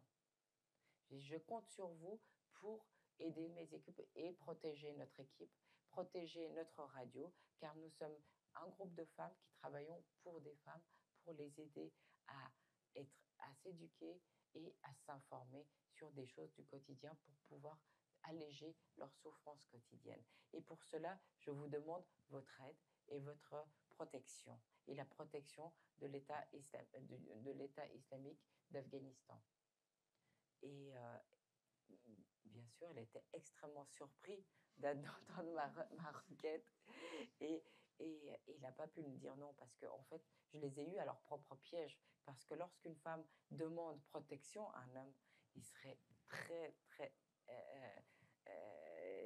il n'a pas d'autre choix que d'accepter. C'est un peu comme ma grand-mère qui est allée s'asseoir au salon de mon grand-père pour lui dire qu'elle ne bougera pas tant qu'elle ne l'aura pas épousé. Donc voilà, on connaît notre société, on connaît ses travers, on connaît aussi un peu ses qualités. Donc parfois, il faut jouer de ça. Et souvent, beaucoup de gens m'ont dit, oh, on est sûr que Begum a un contrat ou une alliance ou un deal avec les talibans. Non, je n'ai pas de deal avec les talibans. Non, c'est ce que j'ai fait, c'est que je pense qu'ils ont apprécié que j'ai eu le culot de venir, alors que tout le monde partait. Moi, j'étais à contresens, je suis arrivée dans le pays, j'ai fait des pieds et des mains pour y aller. Et depuis, je n'ai pas cessé d'y aller parce que je suis droit dans mes bottes, car ce que je fais est juste. Et ils le savent au fond d'eux-mêmes que c'est juste. Ils le savent très bien qu'interdire à des petites filles d'aller à l'école, nulle religion n'accepte ça. Mais c'est une arme politique, c'est une manière de faire pression sur l'Occident, et les femmes sont, encore une fois, la victime de ce bras de fer.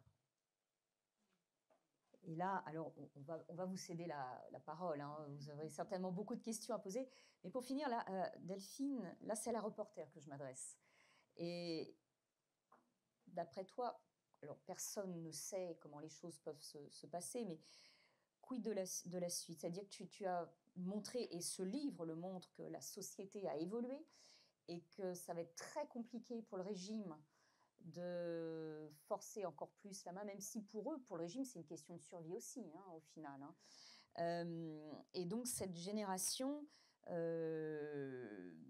qui aspire à autre chose, qui a vécu aussi autre chose, hein, que la génération précédente, un pays qui est sous pression.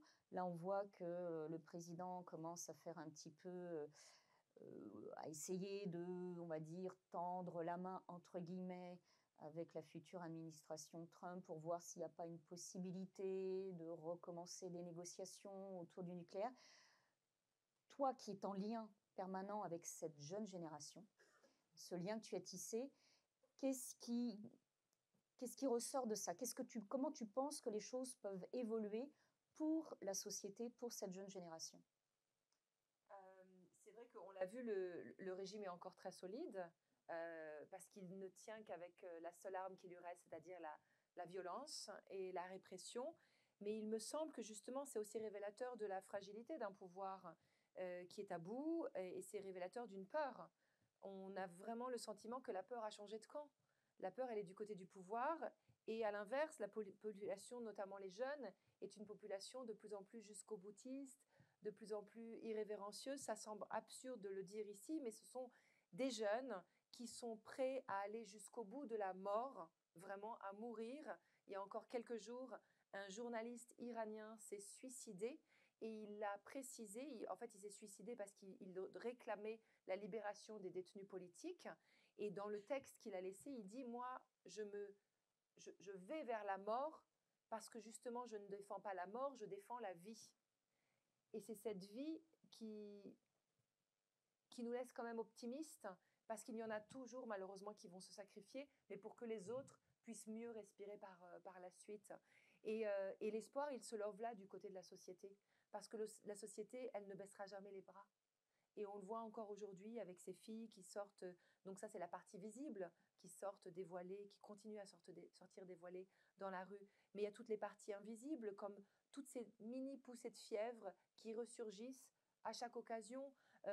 Ce mouvement qui a été lancé il y a quelques mois par ce mouvement de désobéissance par des infirmières qui organisent des mouvements de grève régulièrement à travers le pays pour réclamer plus de droits, des salaires et des droits sociaux plus équitables.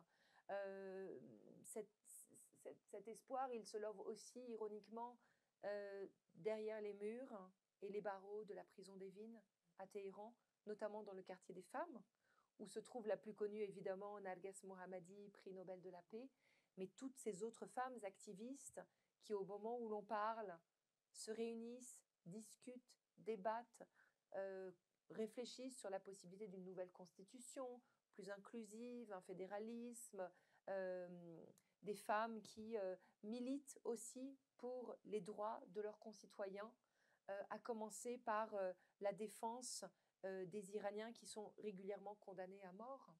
Et donc, par une sorte de relais comme ça, tous les mardis, symboliquement, elles se passent le mot et il y en a toujours une qui va se mettre en grève de la faim pour dénoncer les exactions, pour dénoncer les pendaisons, pour dénoncer les peines capitales. Et cette mobilisation, elle dépasse à un moment donné les barreaux de la prison d'Evin et ça circule. Et la parole continue comme ça à circuler d'université en université, de foyer en foyer. Et donc, c'est comme ça que moi, je pense qu'il y a en effet beaucoup d'espoir parce que la peur a changé de camp, parce que la peur s'est muée en force, parce que le courage est contagieux. Et quand vous voyez que le fossé se creuse de plus en plus entre une minorité et un cercle restreint autour du pouvoir et une majorité qui englobe toute la société dans son ensemble, eh bien, ça montre que le changement, il est déjà là, que la société, elle a atteint cette maturité-là et qu'elle a aussi été rejointe, comme tu le disais tout à l'heure, par des milieux conservateurs, par des femmes qui continuent à porter le voile, mais qui disent, eh bien, nous, en fait, notre évolution, elle n'est pas pour ou contre l'islam, elle n'est pas pour ou contre le foulard, elle est pour la possibilité de choisir. Et je peux citer parmi tant d'autres cette théologienne iranienne, Sedire Vasmari, avec qui je suis régulièrement en contact, et qui ouvertement, elle a des milliers et des milliers d'abonnés sur sa page Instagram, où elle a décidé de retirer le voile, et elle décortique littéralement le Coran en rappelant que rien dans les textes religieux ne dit que le voile est obligatoire. Et donc, à sa façon, cette femme va influencer des filles qui auraient été plus timorées, issues de milieux plus populaires, plus religieux, qui se disent « Waouh, bon sang !» Même les théologiennes nous disent que le voile n'est pas une obligation. Et donc, petit à petit, des filles vont être influencées et vont changer aussi, vont reprendre à leur compte ce discours véhiculé par Sedire Vasmari. Ils vont le reprendre à leur propre compte et vont commencer à retirer le foulard et à réclamer aussi plus de droits. Donc je pense qu'on est loin d'être au bout de l'histoire et qu'au contraire, on fait face à l'histoire en marche. Et il y a ce mouvement de solidarité qui d'après moi, ne cédera jamais. C'est un état de fait qu'elles ont réussi à imposer aujourd'hui en Iran. Pour finir, et après, on va laisser la parole à la salle, au public. Nous, ici, qu'est-ce qu'on peut faire pour t'aider, pour te soutenir? Déjà, continuez. Déjà, ce que vous faites là aujourd'hui, de venir, de vous intéresser, d'écouter, et certainement en parler autour de vous, c'est quelque chose pour moi qui compte parce que il n'y a plus de journalistes autorisés à aller en Afghanistan. Donc, on n'en parle plus. Donc, le fait, il faut continuer à s'y intéresser, continuer à soutenir justement les droits humains dans le pays avant les intérêts économiques, les intérêts plus politiques, parce que on voit qu'il y a un risque de normalisation avec le régime. Et certainement, peut-être qu'on va vers une normalisation, mais cette normalisation, elle doit être conditionnée. Elle doit être conditionnée aux droits humains, au respect des droits humains et en particulier des droits des femmes et de leurs droits fondamentaux de travailler et d'étudier. Ça, on ne doit pas compromettre ça, et j'espère que les Européens vont être solidaires et vont pouvoir faire les pressions nécessaires pour qu'on conditionne, parce que s'il faut compter sur le gouvernement américain avec Trump à sa tête, je pense qu'on ne va pas du tout s'en sortir, et c'est ce C'est ce que je crains le plus. Et puis, de continuer à soutenir les associations qui travaillent en Afghanistan, qui encore ont des activités, parce qu'il y a des choses qui se font et le travail humanitaire continue. Des distributions alimentaires se font. Et ça, c'est des initiatives primordiales parce que, comme je l'ai dit, la situation de la population économique est exécrable et la pauvreté est partout. Et les gens ont besoin juste de souffler un petit peu. Merci à toi. Merci. Alors, des questions? D'abord, merci beaucoup. C'est un vrai bonheur de rencontrer Delphine, dont j'ai lu des livres. Et voilà, je suis complètement... Waouh, ça y est, je l'ai vue en vrai. Et puis, à propos des Afghanes, moi, je suis infirmière en ethnopsychiatrie. Et en fait, on a pas mal d'Afghans dans nos patients et on a quelques Afghanes. Et un jour, je discutais avec un interprète avec qui je m'entendais bien habituellement. Et il me dit, je vais voir ma famille à Kaboul. Je lui dis, oh, très bien, bonnes vacances. Et je lui dis, ça va chez toi, c'est pas trop dur, les conditions des femmes. Et là, il me dit, ah mais non, parce que en fait, les femmes, si elles travaillent pas, c'est parce que ça leur fait plaisir. Les hommes, ils travaillent, elles sont contentes, elles sont à la maison, elles font rien. Et alors là, je suis, moi, tombée de l'armoire en disant, mais quand même, enfin, la condition des femmes. Et là, je me suis dit, mais c'est pas possible, quoi. Donc, il y a aussi une information à faire ici, dans cette communauté, où on en parle beaucoup avec les hommes qui sont des hommes jeunes, en fait. Donc, ils arrivent, ils ont fait la route, ils sont partis, ils ont 12-13 ans. Ils arrivent, ils ont 17-18 ans. Et ils sont un peu étonnés de ce qu'ils voient, ils sont un peu choqués, ils sont un peu, waouh, les femmes ici, enfin, c'est bizarre pour eux, quoi. Et le fait vraiment, on parle beaucoup autour de ça, en se disant, bah, on sème les graines aussi d'un peut-être un regard qui changera à un moment. Je suis d'accord avec vous qu'il y a beaucoup d'hommes qui arrivent et qui ne voient pas la souffrance des femmes ou l'enfermement des femmes afghanes parce que pour eux, parce que c'est toujours ce qu'ils ont connu, c'est une société extrêmement patriarcale, extrêmement... Ils ont toujours connu ça et souvent peut-être que le garçon dont vous parlez vient d'un milieu rural et qu'il a toujours vu. Il vivait à Kaboul. Non, c'est quelqu'un qui a été élevé à Kaboul, qui a servi d'interprète pour l'armée française, donc qui a un certain niveau. Mais voilà, nous, les interprètes, on ne sait pas d'où ils viennent, ni quelles sont leurs appartenances politiques. On travaille avec un organisme qui est certifié pour les traductions, mais après, on ne sait pas ce que les gens ont dans la tête. Donc, on est toujours un peu méfiant quand c'est des zones comme ça. Donc, parce que, on ne sait jamais ce qui peut être dit, répété. Par contre, ce que je trouve, ce que vous avez dit est totalement juste. Et c'est vrai que pour bien accueillir et bien permettre à ces réfugiés de s'intégrer et d'être en harmonie avec leur nouvel environnement, il est essentiel de les informer, pas uniquement de leurs droits, mais de leurs devoirs. Voilà, en France, la société est ainsi et ce travail d'information est essentiel et j'espère qu'on le fait plus, on devrait le faire plus parce que je trouve qu'on ne le fait pas suffisamment. Je le vois parmi mes compatriotes qui viennent d'arriver et qui suivent des cours de langue, des cours etc., mais pas suffisamment, certainement, surtout pour les hommes, des cours justement culturels ou de mise, comment on dit, oui, pour pas leur permettre de comprendre la société. De leur donner les clés de la compréhension de la société française et ce que ça signifie l'égalité homme-femme et que de voir des femmes dans la rue habillées comme elles l'entendent, on doit respecter cela et que c'est quelque chose de normal. Mais c'est vrai qu'il y a un gros travail à faire. Ma question s'adresse à Delphine Minoui, donc au concernant l'Iran.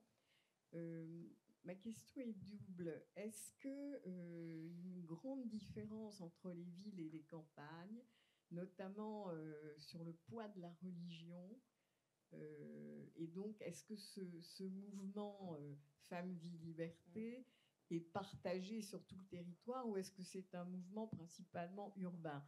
C'est ma première question. La deuxième, c'est si on pense aux perspectives d'évolution en Iran, est-ce qu'il y a des leaders qui apparaissent et qui seraient susceptibles, si le régime tombait, de prendre la suite, la relève? Alors le caractère inédit de ce mouvement actuel, c'est que justement, on sent qu'il y a une forme d'uniformisation à travers le pays, parce que l'Iran a beaucoup changé ces dernières années. C'est-à-dire que vous avez plus de 70% des Iraniens qui vivent dans des zones urbaines, dans des centres urbains. Vous avez aussi, comme on le disait tout à l'heure, un énorme taux de pénétration de l'Internet. Vous avez un taux d'éducation très très élevé. En fait, on est dans des critères sociodémographiques très modernes, y compris en termes de taux de fécondité, puisque vous avez aujourd'hui une moyenne de 1,5-6 enfants par femme. Donc dans ce sens-là, finalement, un Iranien qui vit à Téhéran va beaucoup ressembler à un Iranien ou une Iranienne qui vit dans un village reculé au fin fond de l'Iran. Moi, ce qui m'a vraiment marqué quand je couvrais à distance, parce que je ne pouvais pas retourner en Iran à ce moment-là, évidemment pour des questions de restrictions politiques, quand j'ai conversé au pic des manifestations avec plein d'Iraniens à travers le pays, c'était très rigolo d'entendre des Iraniens qui me disaient, depuis des grandes villes, depuis Téhéran, Shiraz, Ispahan, qui me disaient « Ah, c'est fou, en fait, on est en train de découvrir notre propre pays parce qu'on a entendu parler de manifestations au fin fond d'un village qu'on ne savait même pas positionner sur la carte. » Vous voyez, donc chacun s'est redécouvert à travers l'Iran. Et l'Internet a fait que tous les Iraniens étaient connectés. Donc ils étaient tout à fait au fait, ils se passaient le relais en termes de manifestation, en termes de mobilisation, en termes de gestuelle, de désobéissance civile. Donc vous avez eu par exemple ce mouvement évoqué tout à l'heure des pichenettes sur le turban des mollahs, ça s'est passé à travers tout le pays. Tout comme toutes ces filles qui se sont amusées à décrocher les portraits des deux cas, Khomeini et Khamenei, du tableau principal de la classe pour le piétiner et pour le remplacer par le slogan Zan Zandegi Azadi. Ça s'est fait à travers tout le pays. J'ai entendu dire, par exemple, même qu'à Mashhad, ville très religieuse, très fermée, très chiite, eh bien, certaines effrontées s'étaient amusées en pleine nuit à retirer la plaque de l'avenue Hejab, donc l'avenue Foulard, et à remplacer le nom de cette rue par le nom de Mahsa Jina Amini, en hommage à cette jeune fille qui a été tuée par la police des mœurs. Donc c'est pour vous dire qu'il y a en fait, il y a cette uniformisation du mouvement, des revendications, des réclamations en termes de droits humains, de droits des femmes, de droits des minorités, qu'on retrouve à travers tout le pays aujourd'hui. Et c'est vraiment tout l'Iran qui s'est réveillé. Malgré le poids de la religion. Malgré le poids de la religion. À Qom, vous avez aussi des filles qui se sont amusées sur des ponts de la ville à ériger le portrait de Mahsa Amini, mais d'autres jeunes femmes martyrs de cette révolution au féminin en guise de contestation. Donc c'est quelque chose qui ne va pas être le propre d'une ville en particulier ou d'un quartier plus modernisé ou plus huppé. Ça se passe partout et c'est très surprenant. C'est très très surprenant parce que tout le monde a été pris de court, y compris les miliciens, pas seulement la police, mais les miliciens Basiji, qui sont une sorte de force paramilitaire, où on les a entendus sur certaines vidéos dire et s'étonner en disant mais c'est incroyable, ils vont nous avoir à l'usure parce que on a beau leur tirer dessus, on a beau essayer de les réprimer, et bien quand on passe dans les rues, on se reçoit sur la tête, envoyé du haut des balcons, des fers à repasser, des téléviseurs. C'est une génération jusqu'au boutiste qui va confectionner en catimini de façon très artisanale des cocktails Molotov pour les balancer sur les murs des commissariats de police et de toutes les habitations, institutions qui représentent le pouvoir. Et pour répondre à votre deuxième question, cette possibilité d'un changement, d'une organisation de l'opposition, alors c'est très compliqué puisqu'évidemment les partis d'opposition sont interdits en Iran, les syndicats sont régulièrement muselés et les syndicalistes sont arrêtés. Pour autant, ils continuent à s'exprimer. Donc, ce n'est pas une opposition telle quelle avec un bureau, avec un QG, avec des meetings formellement organisés, puisque c'est impossible. Mais en catimini, en souterrain, il y a encore beaucoup d'Iraniens qui continuent. Ça va être un jour les profs, le lendemain les infirmières dont on parlait tout à l'heure, le surlendemain le bazar de Téhéran ou des grandes villes qui va décider de fermer les rideaux de fer en guise de contestation et en guise de grève. On a vu des mouvements de grève aussi dans les raffineries pétrolières. Donc ça va être des petits mouvements comme ça de désobéissance civile qui vont s'organiser. Et la blague aujourd'hui en Iran, c'est de dire que finalement, le futur gouvernement iranien, eh bien, il est derrière les barreaux de la prison d'Evin. Il suffira qu'un jour, le verrou saute et que cette opposition puisse enfin avoir pignon sur rue. Et quelque chose que défendent beaucoup les Iraniens aujourd'hui, c'est cette mouvance qui doit absolument venir de l'intérieur.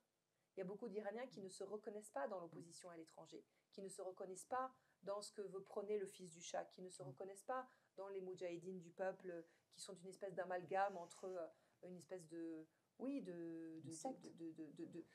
valeurs à la fois communistes et religieuses et qui s'apparentent aussi beaucoup plus en effet à une secte qu'à autre chose. Les Iraniens vous disent que avant tout, ils veulent que ça vienne de l'extérieur. Et quand ils entendent les discours venant d'Israël, eh bien, leur réponse, c'est de dire plutôt nous n'avons pas besoin de pseudo-libérateurs, nous avons besoin d'alliés. Et les meilleurs alliés, c'est quoi? C'est les sociétés civiles occidentales, ce sont aussi les pouvoirs occidentaux qui vont se mobiliser pour imposer des sanctions contre les commanditaires des exactions, en l'occurrence souvent les gardiens de la révolution. Et donc c'est ça que réclament les Iraniens. Ils appellent aussi très souvent, notamment les femmes, à ce qu'il y ait des possibilités de réfléchir à la question de l'apartheid de genre, qui est aussi une grande question en Afghanistan, encore plus fondamentale évidemment, que ce soit intégré dans des conventions internationales et pour pouvoir mettre pression sur le pouvoir iranien aujourd'hui par le prisme des droits humains et de la société civile et du soutien à la société civile.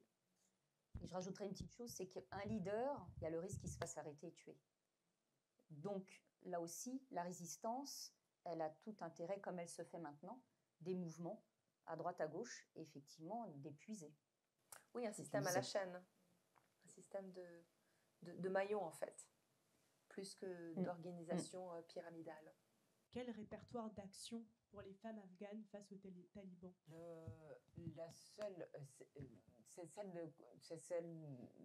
La ligne que nous avons entrepris il y a 3 ans déjà et que nous continuons, c'est de continuer à s'éduquer, de ne pas abandonner, de ne pas lâcher prise avec ça et d'utiliser tous les moyens mis à disposition pour continuer à étudier, pour continuer à apprendre parce que il n'y a pas beaucoup de choses qui durent dans ce pays, que ce soit les choses positives ou négatives. Tout a un terme et certainement on est habitué, comme en Iran, à voir des changements en permanence, en tout cas pour l'Afghanistan, peut-être pas pour l'Iran, parce qu'on a eu beaucoup de régimes différents en l'espace de 30-40 ans.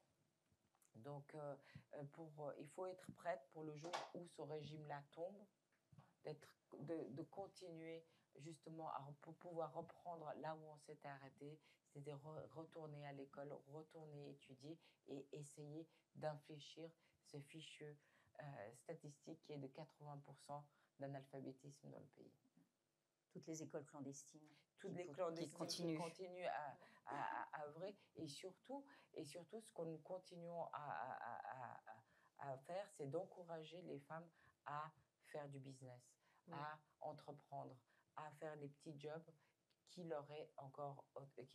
où elles peuvent évoluer dans le secteur privé, c'est-à-dire voilà, essayer de faire de l'élevage, de fabriquer des choses, réunir des femmes pour justement rentrer dans un système justement qui va nous permettre de créer des petits emplois, certes, mais en tout cas essayer d'être à la recherche justement d'un revenu et d'un travail. Bonsoir. J'avais une question sur l'Iran, du coup, puisque je suis franco-iranienne. C'est vrai que moi, dans ma position, je me sens un peu inutile ou je ne sais pas comment faire bouger les choses en Iran, à part relayer les messages sur Instagram et les réseaux sociaux. Est-ce que vous pensez que la diaspora, que ce soit en France ou aux États-Unis, peut faire changer les choses en Iran ou avoir un impact sur le changement de gouvernement, peut-être? Je pense que, et ça c'est inédit aussi, c'est la diaspora fait finalement beaucoup parce que moi qui ai couvert les émeutes estudiantines en 99, puis la vague verte en 2009 quand j'étais en Iran et qui ai suivi ensuite les autres mouvements, j'avais toujours été frappée par un peu le côté apathique et passif des Iraniens en exil ou de la nouvelle génération qui semblait vraiment se désintéresser de la situation, qui regardait ça de très loin comme on regarde un pays très lointain, un pays étranger. Et là, c'est intéressant de voir comment des gens de votre génération franco et des franco-iraniens se réapproprient ce combat, l'endossent et s'érigent comme porte-parole de ce qui se passe en Iran. Il y a vraiment un pont qui s'est créé entre les Iraniens de l'intérieur et les Iraniens de l'extérieur et qui fait caisse de résonance par rapport à cet appel qu'on a beaucoup entendu venant des Iraniennes, mais aussi des Iraniens qui n'ont cessé de nous dire « Soyez notre voix, ne nous oubliez pas, que le voile noir ne retombe pas, gardez le voile ouvert ». Et c'est ce que vous faites quand vous relayez leurs cris sur les réseaux sociaux, leurs vidéos, leurs photos, leurs appels, qu'il y a des organisations menées par des étudiantes iraniennes qui vivent ici, menées par des avocates. Je pense à Shirin Ardakani qui fait un travail remarquable. Eh bien, elle relaie cette voix-là, elle sensibilise. Et ce que j'admire chez elle, c'est que, à l'exception de certaines organisations qui sont un peu dérivantes, d'après moi, et un peu extrémistes dans l'autre sens, je ne les citerai pas, mais moi, ce que je trouve remarquable avec Shirin Ardakani et beaucoup d'autres, c'est qu'elles sont beaucoup dans la nuance. Et elles refusent d'être récupérées. Parce qu'il y a beaucoup de récupération ici en France. Et elles refusent que ici tout ce discours anti-voile, ce discours parfois très islamophobe à l'extrême, récupère la cause des femmes pour leur propre cause, mais sans vraiment se soucier de ce qui se passe vraiment en Iran, et sans essayer de comprendre ce qui se passe. Donc je dirais relayer la voix des Iraniennes, c'est évidemment relayer la voix de ces filles qui arrachent leur voile dans les rues, mais c'est aussi justement donner la place à la nuance, faire parler des femmes comme Sedire Vasmari, dont je parlais tout à l'heure, qui est une théologienne et qui est une voix de la modération. Et j'aimerais qu'on l'entende plus, qu'on entende plus ces voix-là. Montrer que aussi, cette opposition, elle vient aussi des milieux religieux. Que justement, l'islam, c'est pas que les ayatollahs avec des dents longues qui répriment les femmes, qui les fouettent. Non, il y a aussi des ayatollahs qui soutiennent la cause des femmes et qui ont d'ailleurs décidé eux-mêmes de retirer leur turban pour soutenir ces femmes-là, pour montrer que justement, il y a un véritable islam de tolérance, que la religion a été piratée, mais qu'en fait, si on revient à la racine des textes religieux, eh bien, ils se ressemblent les uns et les autres. On retrouve la même chose dans la Bible, comme dans le Coran, comme dans la Torah. Et c'est ces voix-là, ces voix de la nuance. Je rêverais d'entendre plus, d'assister plus à des tables rondes entre les porteurs de lumière à travers la religion qui prônent la tolérance et qui acceptent de s'asseoir ensemble et de discuter sur la possibilité d'un monde du possible. On va pouvoir dialoguer et pas s'instrumentaliser et pas se mettre des bâtons dans les roues les uns et les autres. Donc c'est ce discours que j'aimerais le plus entendre et qui est entre vos mains, vous, la jeunesse, qui est beaucoup plus dans la modération et la nuance. D'abord, merci pour vos deux interventions, c'était vraiment très stimulant. Et je découvre d'ailleurs votre travail par cette conférence. Et j'avais une question, puisque j'ai vu récemment un film qui s'appelle Les graines du figuier sauvage. Remarquable à voir. Hein. Oui. Et qui, du coup, contraste beaucoup avec ce que vous avez dit sur l'action des hommes dans le soutien des femmes, puisque pendant tout le film, il y a quand même ce sentiment de malaise par rapport au mari. On ne veut pas lui dire, et à la fin, on le tue. Ne divulgâchez pas. Pardon. Je suis vraiment désolée. Non, on n'a rien entendu. Il faut aller le voir. Voilà, et donc je voulais savoir si ce genre d'œuvre était représentatif aussi de la situation en Iran. Est-ce que ça sensibilise de la bonne façon aussi le mouvement? Voilà. Oui, moi je pense qu'il est très contemporain ce film, hein, on est presque dans du docu-fiction, mais c'est aussi la force de la fiction et du cinéma, c'est qu'il y a toujours un regard, il y a toujours un parti pris. Et finalement, moi j'y vois une dimension très métaphorique, c'est-à-dire que le père, il incarne moins les hommes iraniens en général que le pouvoir. C'est un mini Ayatollah Khomeini en soi, et donc en fait, à travers ce foyer, à travers ce père qui va réprimer ces deux jeunes adolescentes qui, elles, à l'inverse, endossent la cause du mouvement Femmes, Vie, Liberté, eh bien, y a la volonté de montrer comment le pouvoir essaye de tenir et dans l'aveuglement total, refuse de céder ses acquis économiques, idéologiques, etc. Et donc, quand ce père, et on le sent vraiment, quand il est nommé juge d'instruction, donc pour lui, il perçoit ça comme une promotion. Je pense que fondamentalement, il est conscient que la société change, que la nouvelle génération aspire à autre chose. Mais quand on lui propose cette promotion qui va lui permettre, comme il le dit à sa femme, peut-être de s'acheter une plus belle voiture, d'avoir un logement plus prestigieux, eh bien lui-même est tiraillé. Et je trouve ça intéressant parce qu'on est aussi dans le tiraillement interne. Et ça nous montre que tout n'est pas noir, tout n'est pas blanc, et que en chaque être humain sommeillent des failles. Il y a des failles. Et c'est ces failles-là qu'explore Mohammad Rasulov à travers le personnage du papa. Donc évidemment, il n'est pas symbolique de tous les hommes en Iran, loin de là, mais il incarne à sa façon le pouvoir qui s'accroche à tout ce qui lui reste, comme on le disait tout à l'heure, c'est-à-dire la violence et la répression qu'il va exercer à un moment donné vers la fin sur ses filles et sur sa femme. Alors, oui. Oui, il est à la fois acteur et victime. C'est toutes les C'est toute la contradictions, nuance. Hein. toute la nuance et les contradictions de l'Iran d'aujourd'hui. Mais je vous encourage vivement à aller voir ce film très, très parlant, ainsi qu'un autre film de fiction, Tatami, qui est une réalisation d'ailleurs inédite irano-israélienne sur la situation des femmes en Iran. Et le film précédent de Rasulov, Le diable n'existe pas, qui est absolument remarquable, qui est une claque monumentale. Alors, Badjens, lisez-le, c'est extraordinaire. Résistance, renaissance. Pourquoi Dieu a-t-il créé les femmes et les cerfs-volants? Vraiment. Donc les deux sont en vente ici et vous pouvez également aussi acheter, puisque c'est aussi illustré. Vous avez un dessin de Marjane Satrapi, par exemple. Ouais. Il y a quelques reproductions qui sont aussi en vente et l'intégralité des ventes, c'est pour la Fondation Radio Begum et la chaîne. La télévision Begum. Et un grand merci à vous deux. Et le projet éducatif. Merci. Un grand merci et un grand merci à vous toutes et tous.